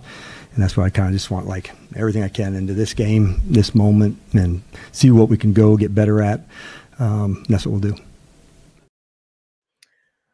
I think there was a comment that came through about exactly what you just put up there. Exactly right. This is facts. It's facts. This is facts. This is actually facts. They were bad. Exactly. They weren't good. And you got to figure, when you look at some games, let's use the Detroit game, for example, you look at how much and how long, or even the Atlanta Falcons game, you got to look at how long they had the ball. How long the Commanders had the time of possession and had the football, and the other team still scored so many. Look at the Cincinnati game. The Monday night game, they held the ball for a long time, and they held the ball for a long time. Joe Burrow still was getting points. Yeah, facts. That's the truth. Yeah, I was just like, it's just but the winning mask everything. They weren't good last year. The defense went good last year. That's why some people are like, Candi not really saying nothing about the defense, because they looked like this last year. Jaden just had everybody happy. Everybody was like, yeah, Terry, Jaden, Terry. Every time you go, Luke, they say Luke name. Then people with OZ, Jameson Crowder was there. Everybody, Zach, the security blanket. Okay, he'll drop a pass, but everybody they'll forget to drop pass, because the very next play, he scored a touchdown. A big play. Yeah, no, this is true. This is true. They mentioned Jaden's first touchdown. Let's not forget, wasn't even to a receiver. It was to Trent Scott, who has been inactive. What do you know? So it's just like winning cures everything, man. And I've even had to see it in myself, where there were moments where I had questions, or even I felt bad with asking a question after a win, and I would have to be like, so coach, listen, understood, y'all won, okay, good. But a question, because now I got to be the critical one when it's like, really? Already. But they respected it. Yeah, you gotta He's ask like, them questions though. he's You gotta like, ask them questions. yeah, he's like, yeah, Candy, you know, it wasn't our brand of football, and we got to do this, and we got to do that, and we got to do this, and I'm like, okay, woo. So yeah, that's the kind of this is where they are when you don't have an offense that's clicking on all cylinders, because a lot of people of your key players are hurt. Yeah, Shelly said I call BS. They had a ton of penalties from the beginning of the season and haven't cleaned it up. He just justified their frustration from I mean, he's definitely frustrated. He's been frustrated he's been grumpy for the last couple. He's been last week. We went through this. Like, hey man, I remember in New England. And I asked him that because this goes back to the preseason. Coach, you've been mad all season long, man. He's been kind of grumpy, man. He's been kind of grumpy. He's upset. Yeah, all season. I mean, and nobody really understood. Yeah. They nobody understood then why I was so concerned with that night. And I'm like, I'm around these people too much. Mm-hmm. But that is an indicator of their identity. Yeah. If the young guys are playing like that, if your depth playing like that, they're getting that from somewhere. They get from exactly. That's what I'm saying. They are cultivating that environment. And that is why Coach was so angry that night. Yeah. That was a preseason game, and it's a standard. You gotta play to a standard. You gotta play to a standard. It's like, but they haven't been playing the standard. That was your use your clues moment. Yeah, you're right. You didn't have to wait till week 4. Yeah, you should have cleaned that up then. Early. No, you're totally right, Candy. That was something then. Mm-hmm. And I've just been seeing it. I'm like, you've been mad all season. Mm-hmm. No, you're right. Because that should have been a moment. And I don't profess to know everything because I don't. But I'm like, well, what happened? Is it a time on task thing? Maybe it really is. Maybe, not having all the same people in the, now I'm like a school thing. But, maybe sometimes it's like it's like a group of, I don't want to call them a group of friends, but it's like, you have your same crew. Mm-hmm. And when somebody in the crew is missing, the dynamic change a bit, or is it, you know what I mean? And so Paul got a question for you. Are we including the coaching staff in not performing to the standard? That's not something they've said publicly yet. Okay. They've made it clear that execution hasn't been a part of the standard, and the execution is on players. Yeah. So I think it has been abundantly clear that the players aren't doing it. But I have not yet heard. According to the coaches, right? According to the coaches. I have not heard that same level of accountability from a coach. Now I've heard. Joe Witt said. But Joe Witt said last week it's on him though. I will give him credit. Yeah, he did. Yeah, he did. I'll give him that. I'll say that. Last week he did. Cliff has said something similar. I got to do better about this. Yeah. And you saw some things today. Now, I saw a comment earlier about them throwing the passes down the field. And we talked about that earlier. Yeah, got better. Yeah. Terry and Arnold got out the game because he had a concussion. Yeah, that was I think Santiago said. Yeah, I said it. I said, "Oh, Terry and Arnold out the game. They can take the shots downfield now." That's exactly what I said. They take the shots downfield because now I'm just looking like. Yeah, I mean, it was still like Marcus was throwing him. That was up. Marcus did all right. Marcus is fine. I'm not mad. I again for a backup. I ain't mad at Marcus, man. I think he is good for a backup. They are pretty good about calling out their own faults. But the question is, are they blind to it? I got you. Yeah, I got you. I don't know. I mean, I don't know. I feel like again. I mean, you have more clips because I can go on. You got more clips. Go ahead. Now, some of these clips are from last week. But let's see, because we're gonna have to shut the stream down because I'm gonna fading a little bit. Okay, I understand. Yeah, it's okay. Let's see. I gotta eat eventually too. I've been streaming all day without eating, y'all. I'm telling y'all. I've been, all day without eating. yeah, I'm It's a telling live you. Bowie television recording, y'all. I was at the game. I'm Candi Waller. I'm here with Wole, the urban sports scene.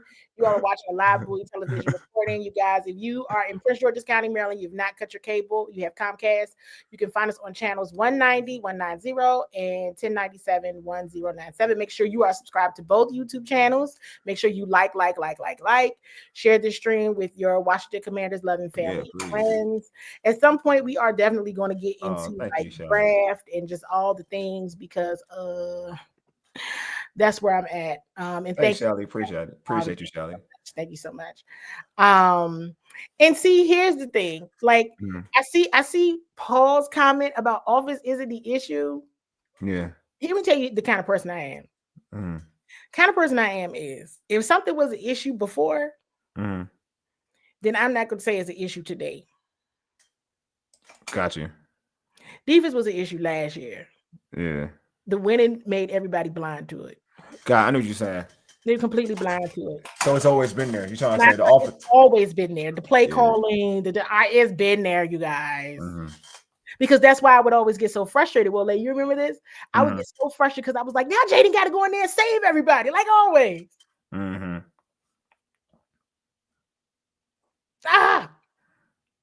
It's always been like, it's always been. All right, I'm not saying that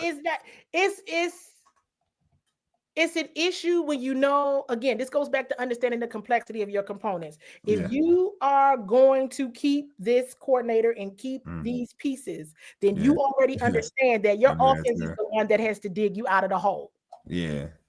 It's Paul. We did know that too. You're you know right, what I mean? Yeah. So it's like, yes, then to me, the offense is the issue because you already have set up this system where they're the ones that got to dig you out of this hole. Yeah, the standard. The offense is the standard. Like you have to. Standard. Is the standard. You have to.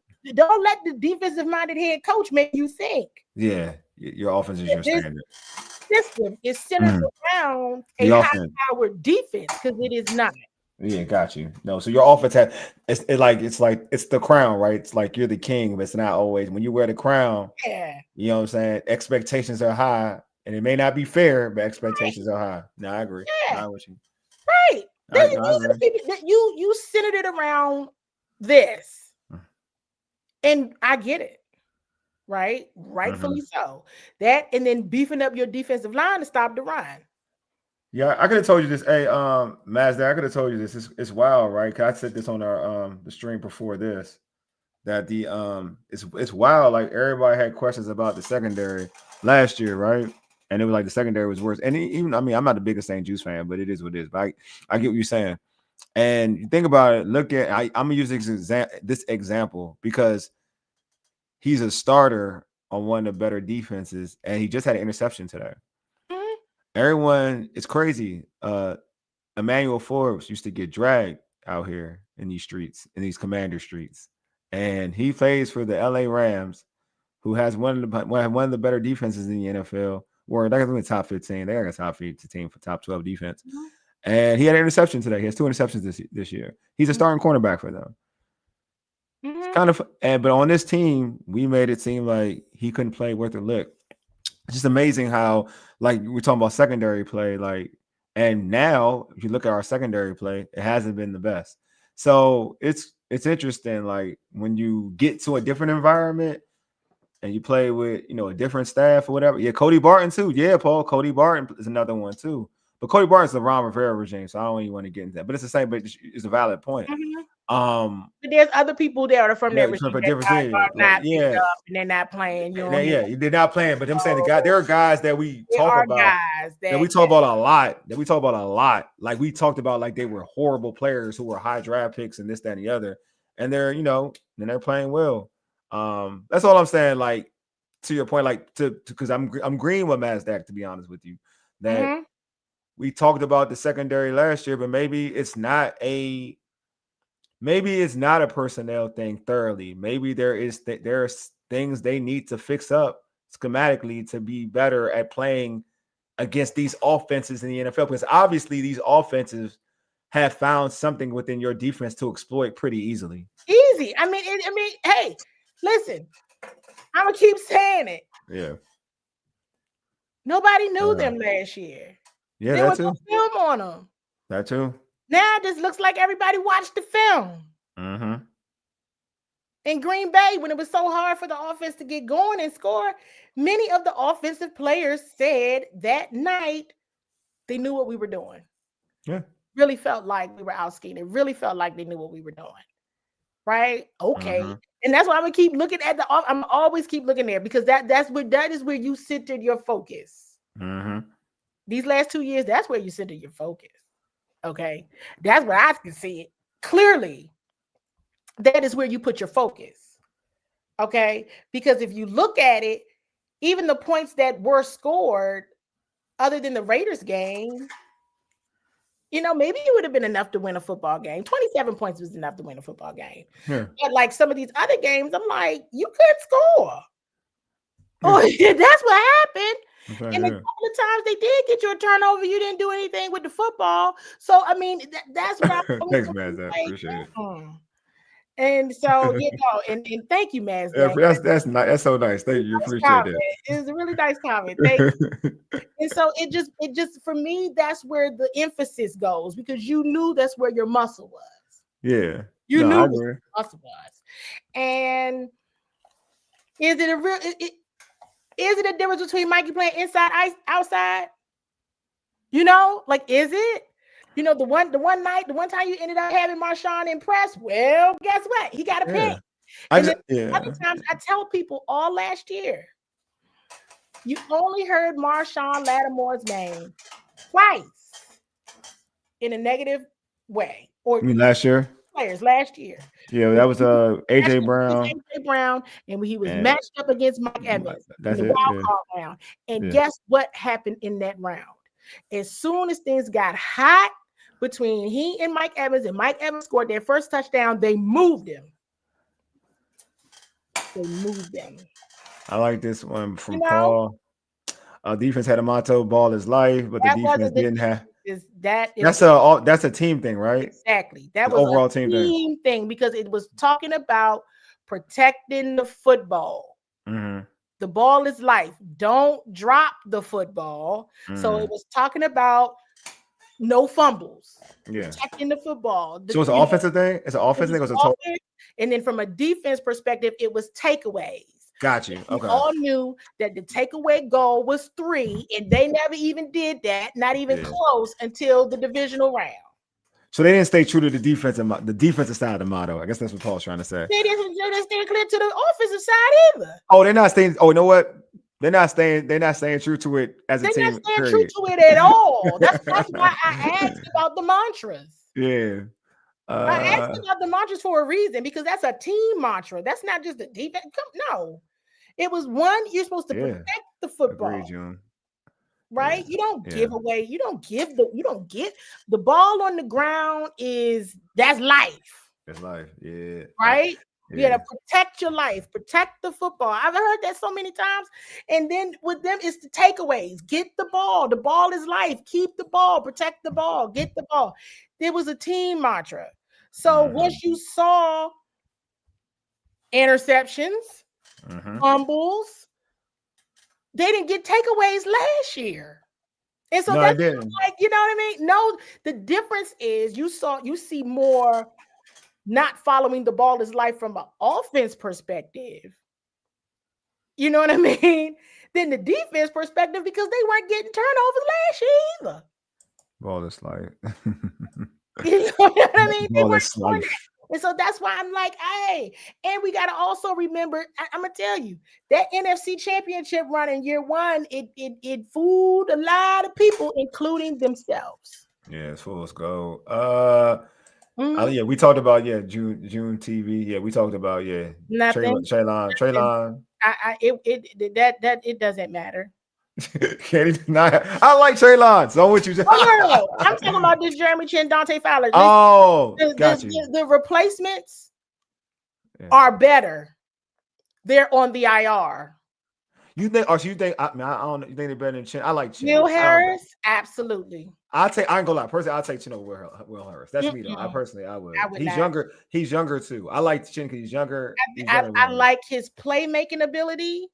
and his ability to effectively an excellent communicator. But I could. This is what I would say. This is what I would. This is only reason I asked because he played. It's hard. Okay, this is. I thought he was phenomenal, but now that I think he was good too. No, I think it's good. I just want to say this though. I want to say this much. Just this part. I think it's all right. This is the only thing I will say to this. I think it's real incomplete at the moment for me to judge a Will Harris compared because he got hurt. Yeah, because he got hurt early, and then the games that he played too. Like the 2 games that he really looked good in were the 2 games that I would say, and they all because at Green Bay they all look bad. Other than Amos, I think Trey looked good. Trey looked good against Green Bay, right? But you got the Giants, whose quarterback was Russell Wilson. There you go. And then Geno Smith. So I was like, so it's like the Geno Smith game. Yeah, so the body of work to me isn't like well, and I guess it's to be fair for me, like. Because I didn't go into the season last year like being in love with Jeremy Chin, and then last year he built so much equity. Yeah, and he built so much equity. So so that's why I would go with Chin. Maybe the same. And then Dante Fowler. I mean, his replacement was Dietrich Wise, and Dietrich got hurt in Green Bay. So it's like, and truth be told, Dante been dealing with a lot of injuries this year, so he's been kind of banged up. Will Hurst didn't play against Atlanta, Santiago. No, he didn't play against. He got injured in the Raiders game, right? He got injured in the Raiders game. He did. Yeah, he didn't play against them. Yeah, so I wouldn't. Yeah, to be real with you, I wouldn't. Yeah. Because that's the game that I realized how much they missed him. I said, "Oh dear God." The Raiders game. Yeah, but I mean, I just liked how he. I just liked the way. That was definitely like, yeah. But that's just me. That's me personally. From a tackling perspective. Right, the physicality of Jeremy Chin. He did everything, man. Jeremy Chin was like he wasn't gonna miss some of these tackles, and he was great coverage against tight ends. He was awesome against tight ends. I mean, his rating guarding tight ends were really good. Amazing. Yeah, he tackling. He had gotten it, especially around like this time of year last year. Yeah.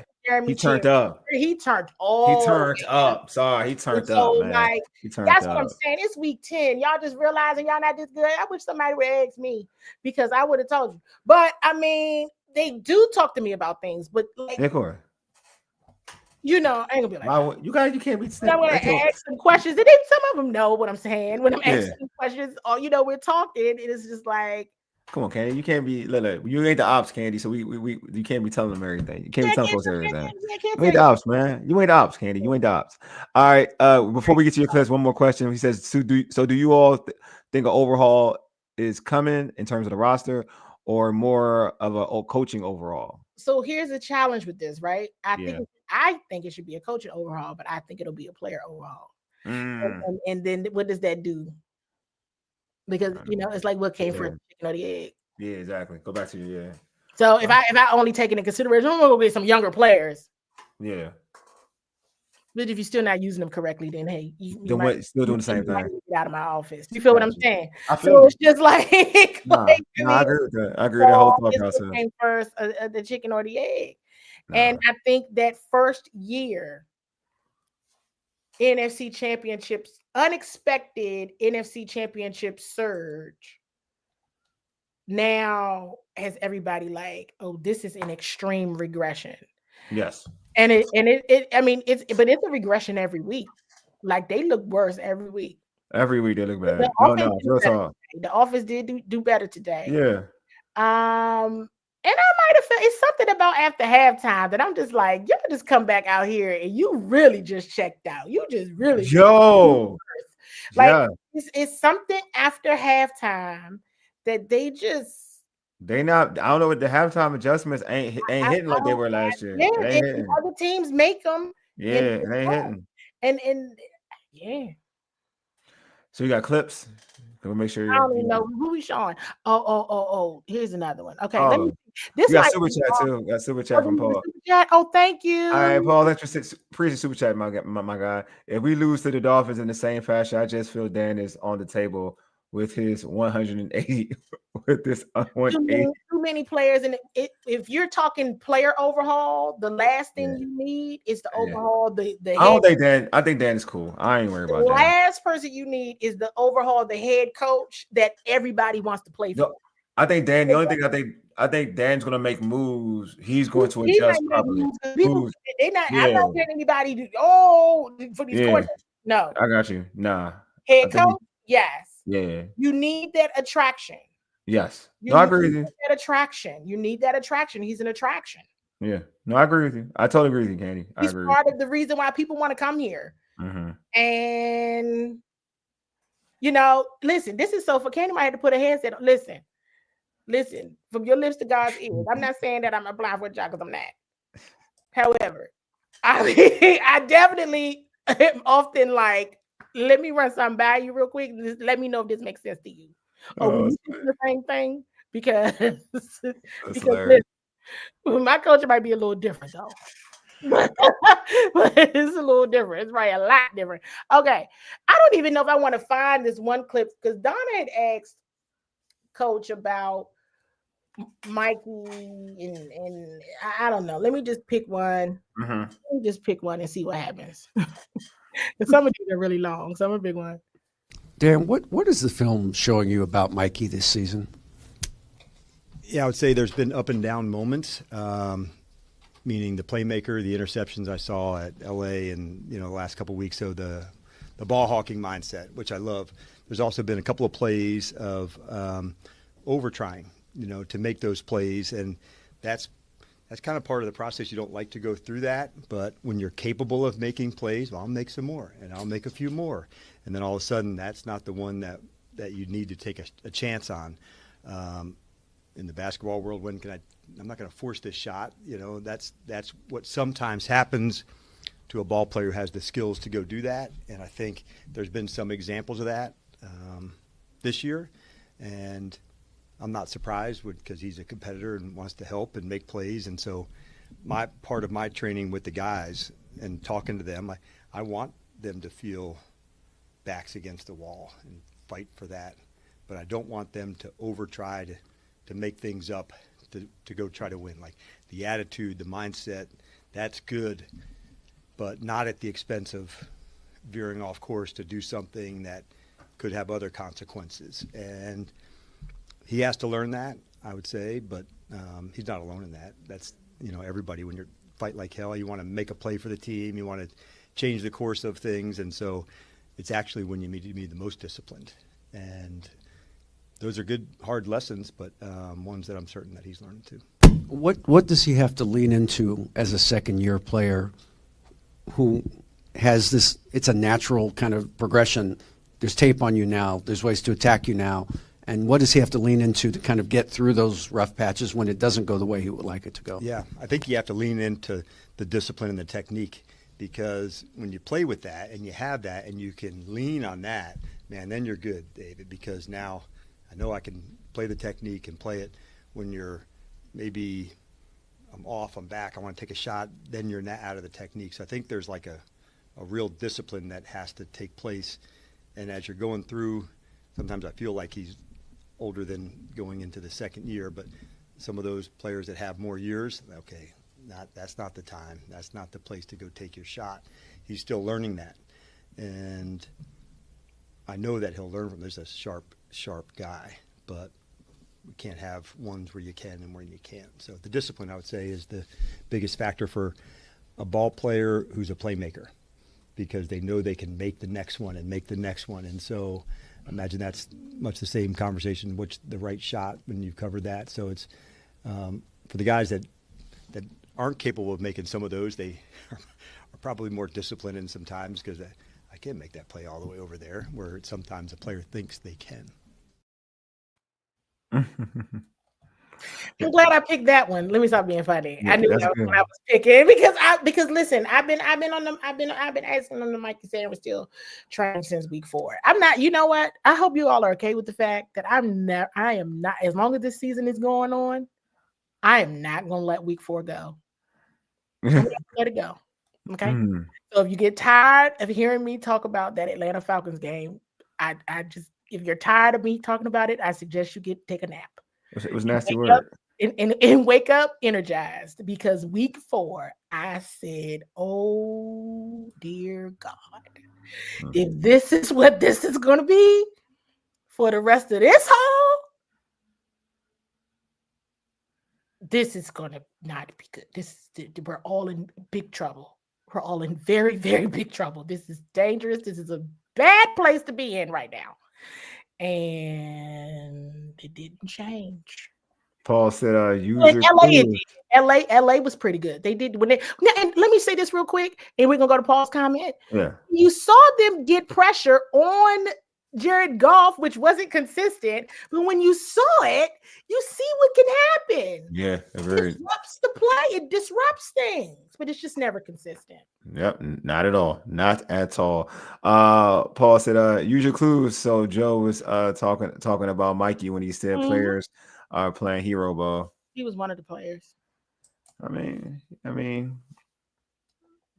I'm sure. One of the I'm sure.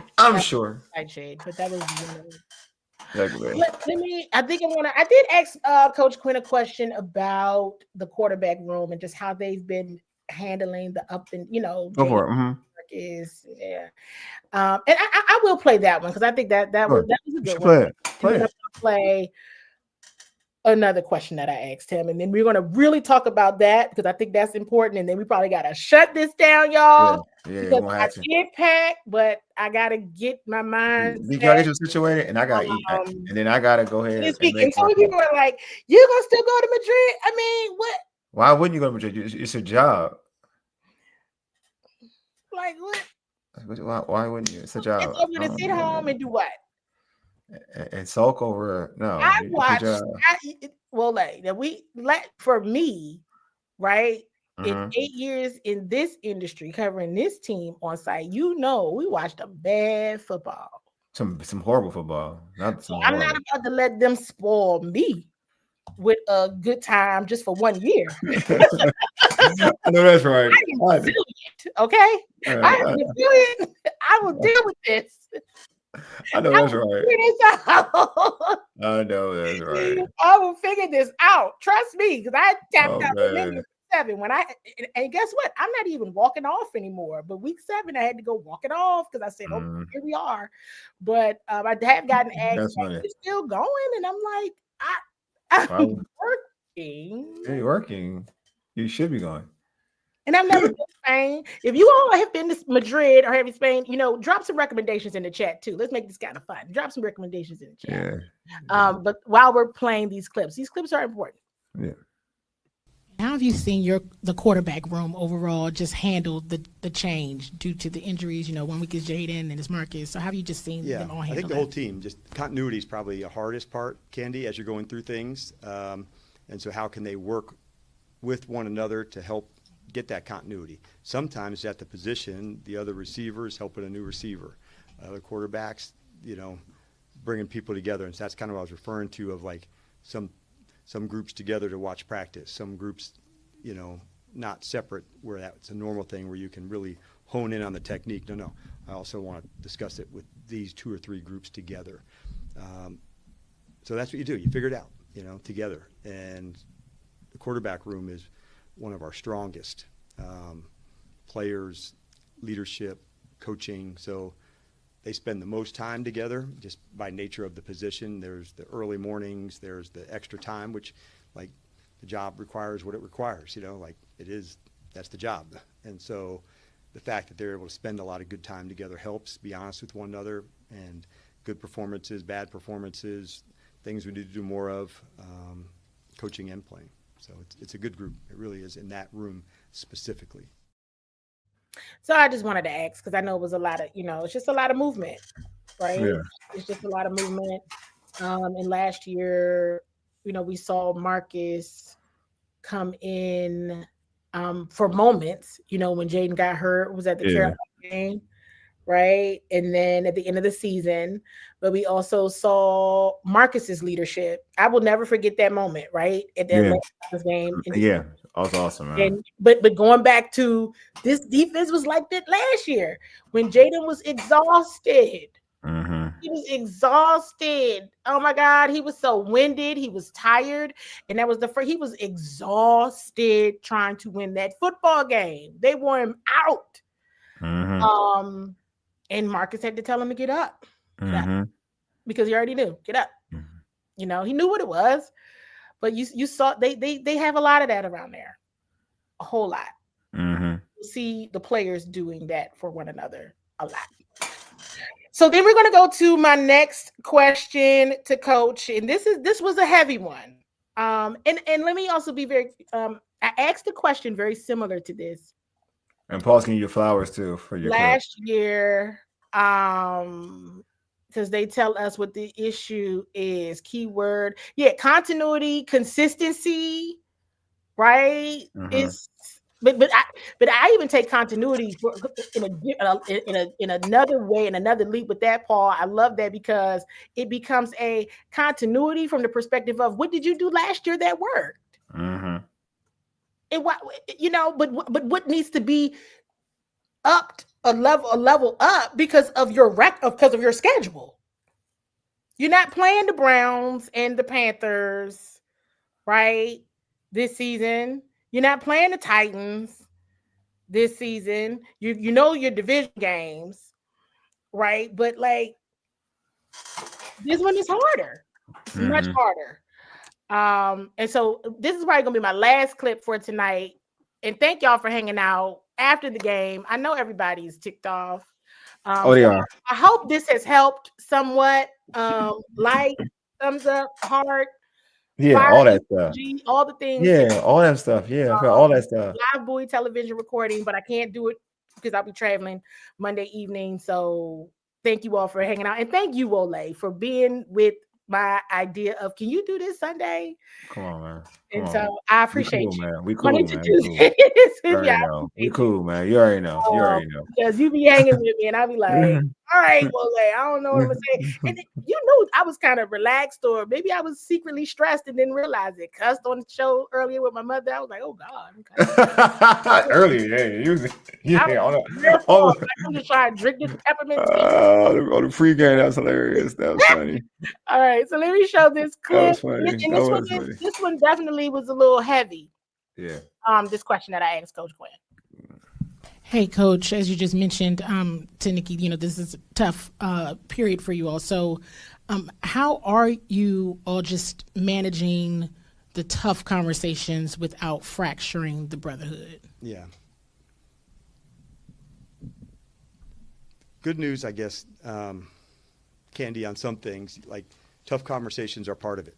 But it also doesn't mean you have to come at somebody, in a way that, is harder than it has to be. But you do have to have those conversations about a performance, a technique, a mindset. Doesn't make the player, they're not happy, or a coach happy, but how they respond, that's really what you're looking for.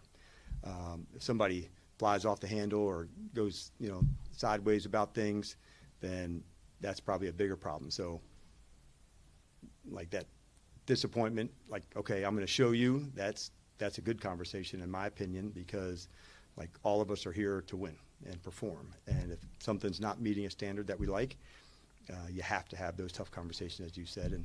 But because we have them on regular basis, doesn't mean, it's, boy, he's mad now, like I have tough conversations sometimes after wins. Tough conversation after a practice to say, what the hell was that? And watch the tape or show an example. But I don't try to, do it in a way that's ever demeaning or that, but like, this is what the performance shows. This is what we have to do. And then the last piece of that, and this is the plan to go fix it. This is the technique. This is the thing I want you to work on. This is the skill, as opposed to just, saying demoted or this or that, like, and here's what we need to go do. So I think if you give that kind of feedback, and let the player also, or the person that you're dealing with, have their say too, then you come to some solutions together. So, okay, this is what you want to see. How do I go figure out how to do that? Yeah. I had asked a similar question last year after a 3-game losing streak about taking corrective action without fracturing the brotherhood. But, this year, tough is a little different. Mm-hmm. Right? It definitely is, yeah. And that 3-game losing streak last year does not look like this losing streak right here at all, for several different reasons, yet again. False question. And so I think it's interesting to bring up before we, before we close out. I don't know if you all saw the story that Adam Schefter put out there that just this week, Dan Campbell took over the offensive play calling from his first year offensive coordinator. Yeah. If we go all the way back to week 7, I'm never going to let it go. Week 4, week 7. Week 4 against the Falcons, week 7 against the Cowboys. When I asked Coach Quinn about taking over play calling, did he ever think, or did he have a moment where he considered it? Let me tell you something. Being in this role, I have the opportunity to talk to a variety of people across the NFL. I don't only stay here, if that makes sense, right? Yeah. And you all know, if you subscribe to Bowie TV and of course you watch Urban Sports Scene, we also cover the Baltimore Ravens. Yeah. Karita Parks leads that effort and covers the Baltimore Ravens. So these things happen when things aren't going well or things aren't going up to the standard, right? And so I wasn't like, was there a moment where you considered it, right? The Detroit Lions should just come off. Not only was this like the revenge tour, which the Commanders are now 0-3 in. The revenge tour, they lost. Yeah. There are no more revenge tours. We ain't doing no more revenge tours. Because the revenge tour is over, and they didn't win any of them. Not one revenge tour. Now that's deep. That's deep. Wow. You really think about that? That is That cut. That Atlanta Falcons overtime win last year to get, you got into the playoffs. And look at Atlanta now. And you know what? They lost to the Colts today, but they were very competitive. They played really well. They did, but they played really well. I'm looking at their record, and they're like they're 3-6. Well, I think they're 3-6 like the Commanders, right? Yeah, exactly. And I'm just saying, like, but to your point, though, last year I thought they were similar. I said, this is a tough matchup. These are kind of similar. Yeah.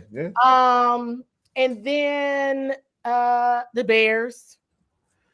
They're like 5. They're 6-3. They look like they on some hero time. That's a whole nother conversation. That's a whole different conversation. That's right. And then what happened today against the Detroit Lions, the Detroit Lions also were coming off a tough loss at home within their division against Minnesota. Yep. Dan Campbell on a different type of time. Yeah. He don't waste no time. He ain't wasting no time. Into the story, it says, that he told his first-year offensive coordinator, like, hey, I need you, but this is something that I think I want to do. So that doesn't mean that the collaboration and all that doesn't still happen, right? It's a good point. It's a good, yeah. It just means, hey, I'm gonna do this. Yeah. I asked the question in week 7, and that's all I'm gonna say. Yeah, I think. I asked. I know. 7. I know. What you gonna do? Have you considered it? Have you thought about it? I mean, you think somebody's gonna ask if well? What does it mean? I mean, you could ask it now, but what difference does it make now? You're gonna be like, when do they fly to Madrid? Tomorrow. They fly tomorrow, so there's no presser tomorrow. Okay, I'm making sure. I make sure y'all gonna. Yeah, pressers at 3:30, but I'm flying at that time. You're flying, so you're gonna be out. You're gonna be gone by that time. I actually leave at 3:30. Yeah. Yeah. So, we need to know the real. We just need to know the real one was going to ask the question. We want to know the real one was going to be around and ask the follow up. That's what I was getting to. I ain't gonna lie. The real one. When I mention real one, I mean you. Who's going to ask the follow up question to the question that you asked prior? Maybe somebody watching will ask. They gonna steal your question. Yeah, that was shady. Ooh. Who goes to action? Action was taken to action. Thank you. I mean, action was taken to prevent a possible slide. Give me your pass, Candi. I don't know, but it's hey. But what I'm saying is, and anyone who knows me, and I always hope and talk to them offline. They know I come in peace and in love, care, and concern, trying to do my job well. That's all, But the thing about it is, it's like that's not an unknown thing in the NFL. Yeah, it's not an unknown thing. is more common than people realize. And that's one of the reasons why, Wole and I talked about this. Lake had given me some advice Lake Lewis had given me some advice when I first joined this industry. This 8 years ago. He said, you got to get rid of all your fandom. I grew up in this area. So of course, yeah. I mean, I don't hide that. Of course. Yeah. I'm a fan of everything over here. I grew up in the Dallas Cowboys household, funny enough. I don't know if everybody knows that about me. So fun fact, grew up in the Dallas Cowboys household. All I had to say was take me to a football game. They couldn't. All right, I know. So down the street and watch these people. And so nearby. Cool. And we do everything else. You know what I'm saying? So but I made a decision at that time, and because I love watching all sports, everything across the league, all the things, and I had grown to really like players versus teams anyway. Yeah. It was easy for me to make that transition. Does that make sense? Because I was into just watching all of it, because I had learned early on that if I watch just this team in this area, I won't know what else is going on. True. I won't know what the trends are. I won't know what's happening. I don't know. So with that being said, I mean, it's corrective action, and things can happen without people getting fired, is what I'm trying to say. You know what I mean? You can jump in a little bit more, in a more direct way, right? And that is because I'm just going to believe what you told me. Anyway, time, or all the stuff, whatever, ball is life. Okay. Yeah. Who's the final decision maker on this one? And what are we doing? You know what I mean? Like, what is happening here? And no, Joe Witt did not. That is not what I said. No, he said because he said Dan Campbell's a first-time play caller. He thinks Dan. No, did Dan call him? No. No. Well, he was a tight end coach in New Orleans. I'm trying to really remember his coaching. He's no first-time play caller. No way. I don't know if he called play. No, he's absolutely not. That's a good question. Has he been an offensive coordinator? I don't know if he's been. I don't be an offensive coordinator, but he ain't been no first-time play caller. Let me be clear on that. Well, he's talking about because the offensive coordinator. Let me try. Is he? The current offensive coordinator for the Lions is his first year. Yeah, John Morton. Yeah. Right, but Dan Campbell took those responsibilities. From him. Yeah. He said, I still need you. So it's like they work together. Okay, they work together. Okay. Offensive play caller for this game. Got you. Remember last week against the Minnesota Vikings, they lost, and it was quite low scoring for the Detroit Lions. I guess maybe, Dan Campbell's like, I want to see more from my offense. I know who's out there. I want to see more. And so he took over those play calling responsibilities this week from offense. And he, Oh, no. He's never been a. I don't think he's been a coordinator, but no, he's never been a coordinator. Let me also say this. He's a smart coach, though. He's an offensive coach, though. He is an offensive coach. He's a tight end coach, so he knows the offense. He knows offenses. And let's be clear. And he's been under Sean Payton, so he knows enough. And he knew what type he was ready for, whatever type of time, because he's a good coach. The Commanders. And yes, it was Marcus Mariota, but he said, I guess he figured, hey, I don't care who it is, we got to be ready to roll on these people, because we weren't ready to roll on them in the division round. They ran the scoreboard up on us. So he was going to bring everything. He was going to bring his muscle. They were the number 1 seed last year and lost at home. I know that hurt. It was petty. They was petty against us today. They really were. They went for 2 when they didn't need to go for 2. They were really nasty. Yeah, you could tell they were petty. You could tell they was on their get back. You could tell. No, they were on their get back for real. Oh, they were absolutely on their get back. I gave everybody the heads up in the pregame. Like, you know what, you guys, hey, listen, revenge games are really serious. No, it was serious for them though. It was, when they went for 2, I was like, why y'all going for 2 again? And I was like, oh yeah, y'all don't get back. I get it. Could. Yeah, and because they could though. No, it's a fact. Because they could. They could.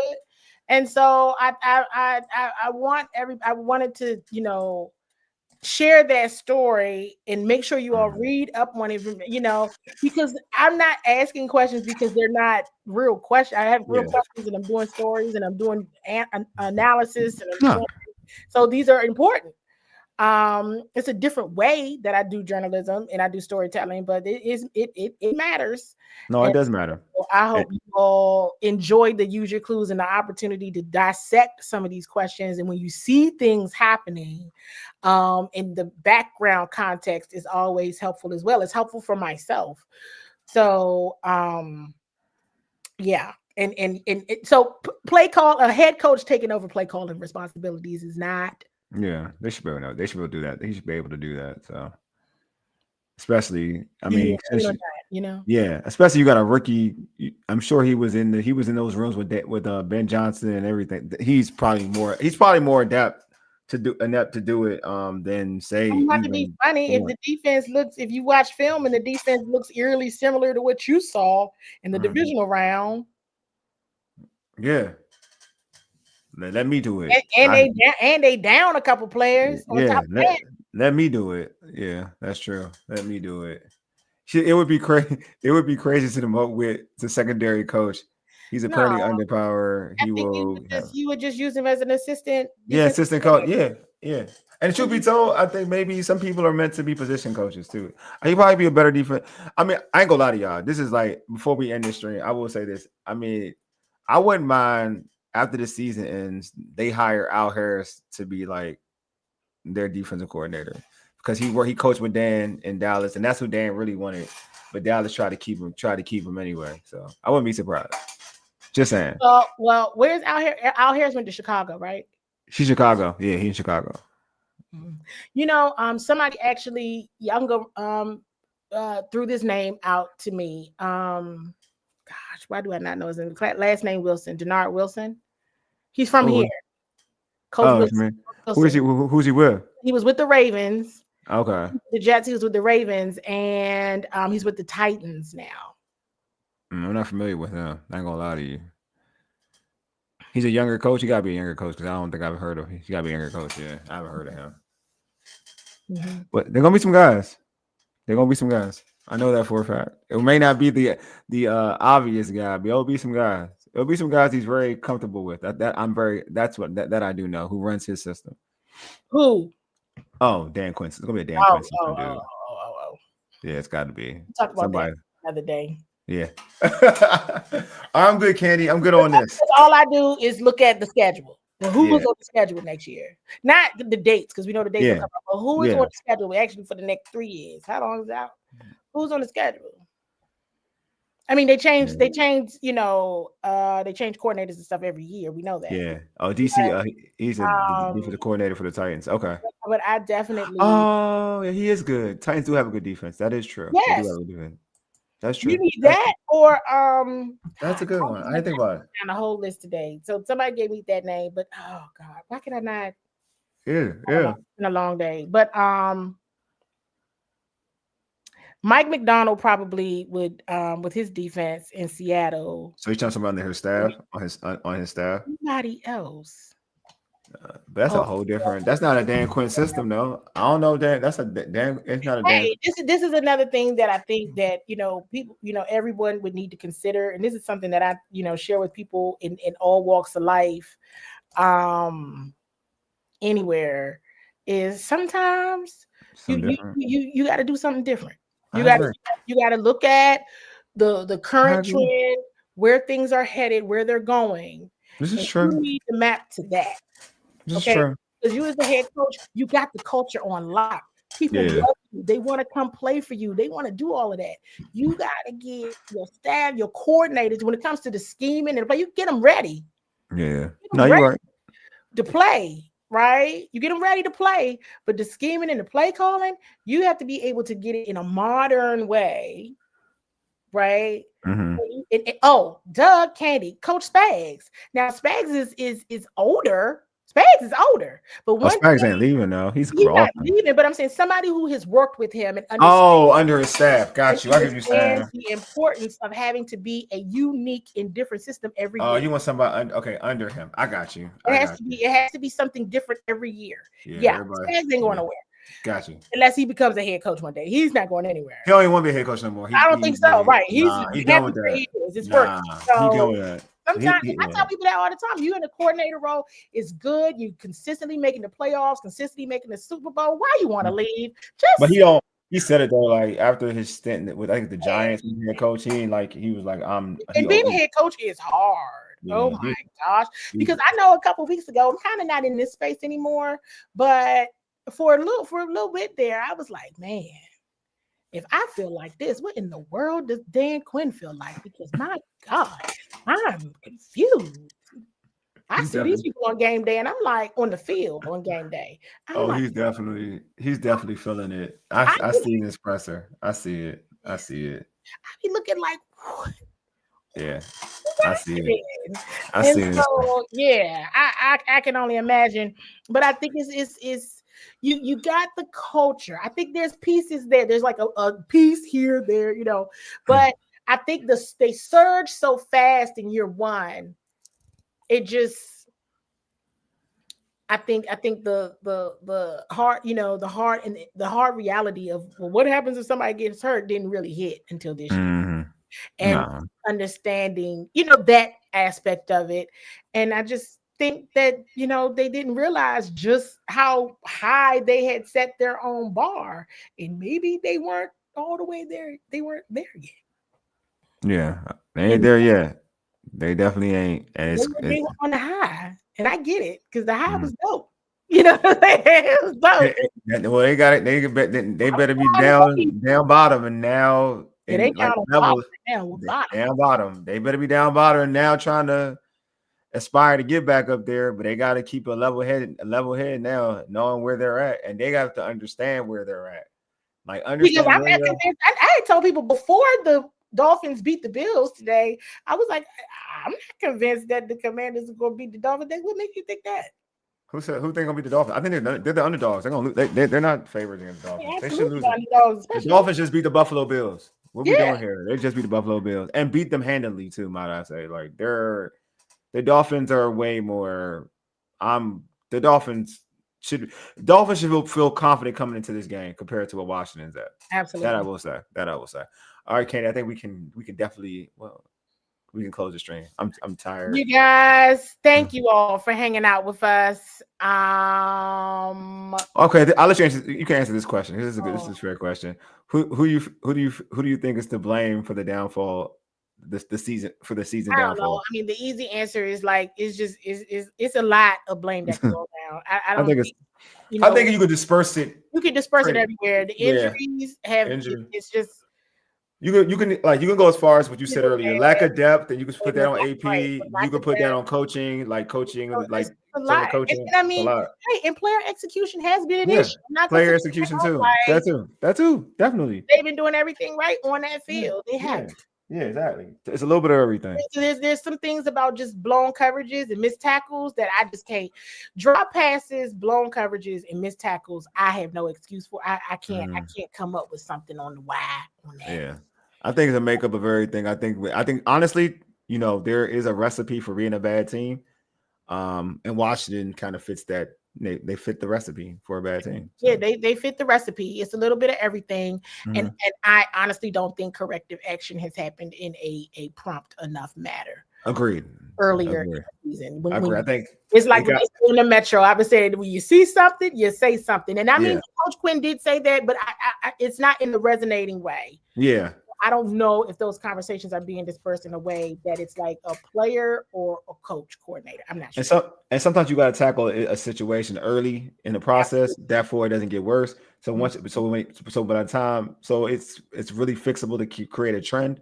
But if you do it late enough, if you do it later, then it's pretty much it won't help the situation. You can make a change, but it probably won't help the situation because now it's too late. It's at a point that it's too late. You know what I mean? I want to say the two most important injuries, Jaden and Terry. Yeah, that's it. By far. Those two. By far.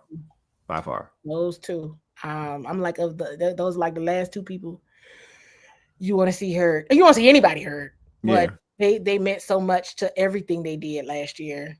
And they mean so much in the building, not having those two. And I don't even think I had to sit and think. I'm like, has Jaden and Terry even played together this season? I mean, I guess the first two games. A game and a half? Yeah, a game and a half. Yeah, because Murray. Marcus played week 3 against the Raiders game was 2, right? It's the third game. That was the third game. So he played 2 games. Yeah. Two games and then and a half. Terry went out. 2 games and a half. Yeah, 2 games and a half. And then when Jaden came back, Terry was out. Yeah. Well, 2 games. She's only 2 games. And Sorry. then when Terry came back, Jaden was out. Yeah, it's only 2 games. Only half. They play 2 games. Dang, that's wild. 2 games together. And when we all know, again, building off of last year, they didn't even get hot until week 3. So they never had their week 3. Dang. They never had their week 3. I mean, so, we'll see how it happens. We'll see what happens after. And you know what's wild about this? There's a lot of season left. I mean, I ain't trying to think about that, Candy. How many more of these we got? Can't nobody trying to worry about that many games of bad football. A bad football, Candy. Come on, man. I don't got time. Look. I mean, hopefully it gets better. Let me not be so negative, but like, if it's trending this way, Candy.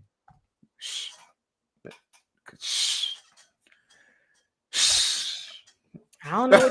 What we going to Europe, we going to Spain, you going to spend some time together. What y'all going to do? I mean, I don't know. Let me. You know what I mean? Maybe it's like conflict management or conflict resolution. I'm not saying that there isn't conflict. Let me be clear, but maybe it's like that same like team building exercise of like I always feel like when I don't know if a trip's going to do. I don't know that type of trip's going to do it for them. But I feel like when it's good. Like usually that happens like the way they're getting beat. I would have thought maybe after the first 2 times they would have that type of like, that kumbaya moment where we all look at each other. Maybe have like a players only meeting in somebody's house. Now I'm sure this happened. I'm sure they did players only. Yeah, I'm pretty confident. When you get beat like this, you're doing a players only meeting. Yep. I'm pretty confident. Yeah. Got it. So if it ain't happened now, I don't know if a trip from Spain gonna make it any better. The Chargers game seems like it was so far away. It was. That was some good football. Yeah. That was the first time I said that was Commanders football. I know these people. Yeah, that was Commanders football. And I'm happy to see each and every one of them. These are the people that I cover. Yeah. Hello and welcome back. Like everything, like that Friday practice. I talked to you about this a lot. I was like, yo, that Friday practice was dope. Yeah. Like, and it could have been because we were at the Coliseum and because I'm a sports nerd. I was like, oh my God. And I was like, oh yeah. And the weather was like really nice and the music was good and everybody was all happy. And it was like cool. In the game, I feel like, and this is probably gonna be crazy, but I feel like that was the only game that I felt like I recognize that's them. Yeah, they haven't been them they haven't been that team in a long time. That's them. Like here we go. Like that's them. That's the glow. That's the swag. Like they got it. They ready to play. And I mean I always feel like they're ready to play, but it's just a different. I know the vibes because I was around. You be around. They weren't ready to play today, Candy. I wasn't down there. On home games I don't go to. Oh yeah. I see people when they come in. Got you. No, if they coming in the same time I'm coming. Got you. No, I might stay down there for a little bit. Now I did see much more of them for the Raiders game. Because to be perfectly fair and transparent with you all, it's okay. I went to go see Jeremy Chin because he's a dope person. Yeah, he's dope. So I get to go see him. And you saw Max Crosby at the same time. Yep. See, I've been trying to leave that part out. But there for one thing, and you come seeing another, and I was just like, I get that. You said Joe, like, oh yeah, I remember that. Yeah. So James. So I caught vibes that day because I was like, I saw more of them that day because I was just around. Got you. But LA was that's the only day that the only game and weekend that I can honestly say like. So I don't know. Yeah, we'll see. All right, now I do gotta go. All right. Well, you know what? Thanks you all. Thank y'all. Sorry, I gotta be all like clear about hey, this is when it happens to you on live. Like, all right, over 2 hours. No, we did good. No, 2:15. It was good. We cranked this. Don't get twisted. We definitely did. But you guys, thank you so much for tuning in. Tell everybody about us. Tell everybody to join us. It's up in the air. What's going to end up happening next week in terms of a show because I'll be in Madrid. I guess it'll be morning because they're 6 hours ahead. So I just got to make a decision. Oh shoot, in the pregame too. I will figure out what I need to do. Yeah, I'll figure out what I need to do. We'll I just chat. yeah. So we'll chat. Well, I mean, we're gonna make it happen. Let me be clear. We're Yeah. gonna make that work, and make sure that I'm locked in with you guys from Madrid. So, thank y'all so much, and we'll talk to y'all later.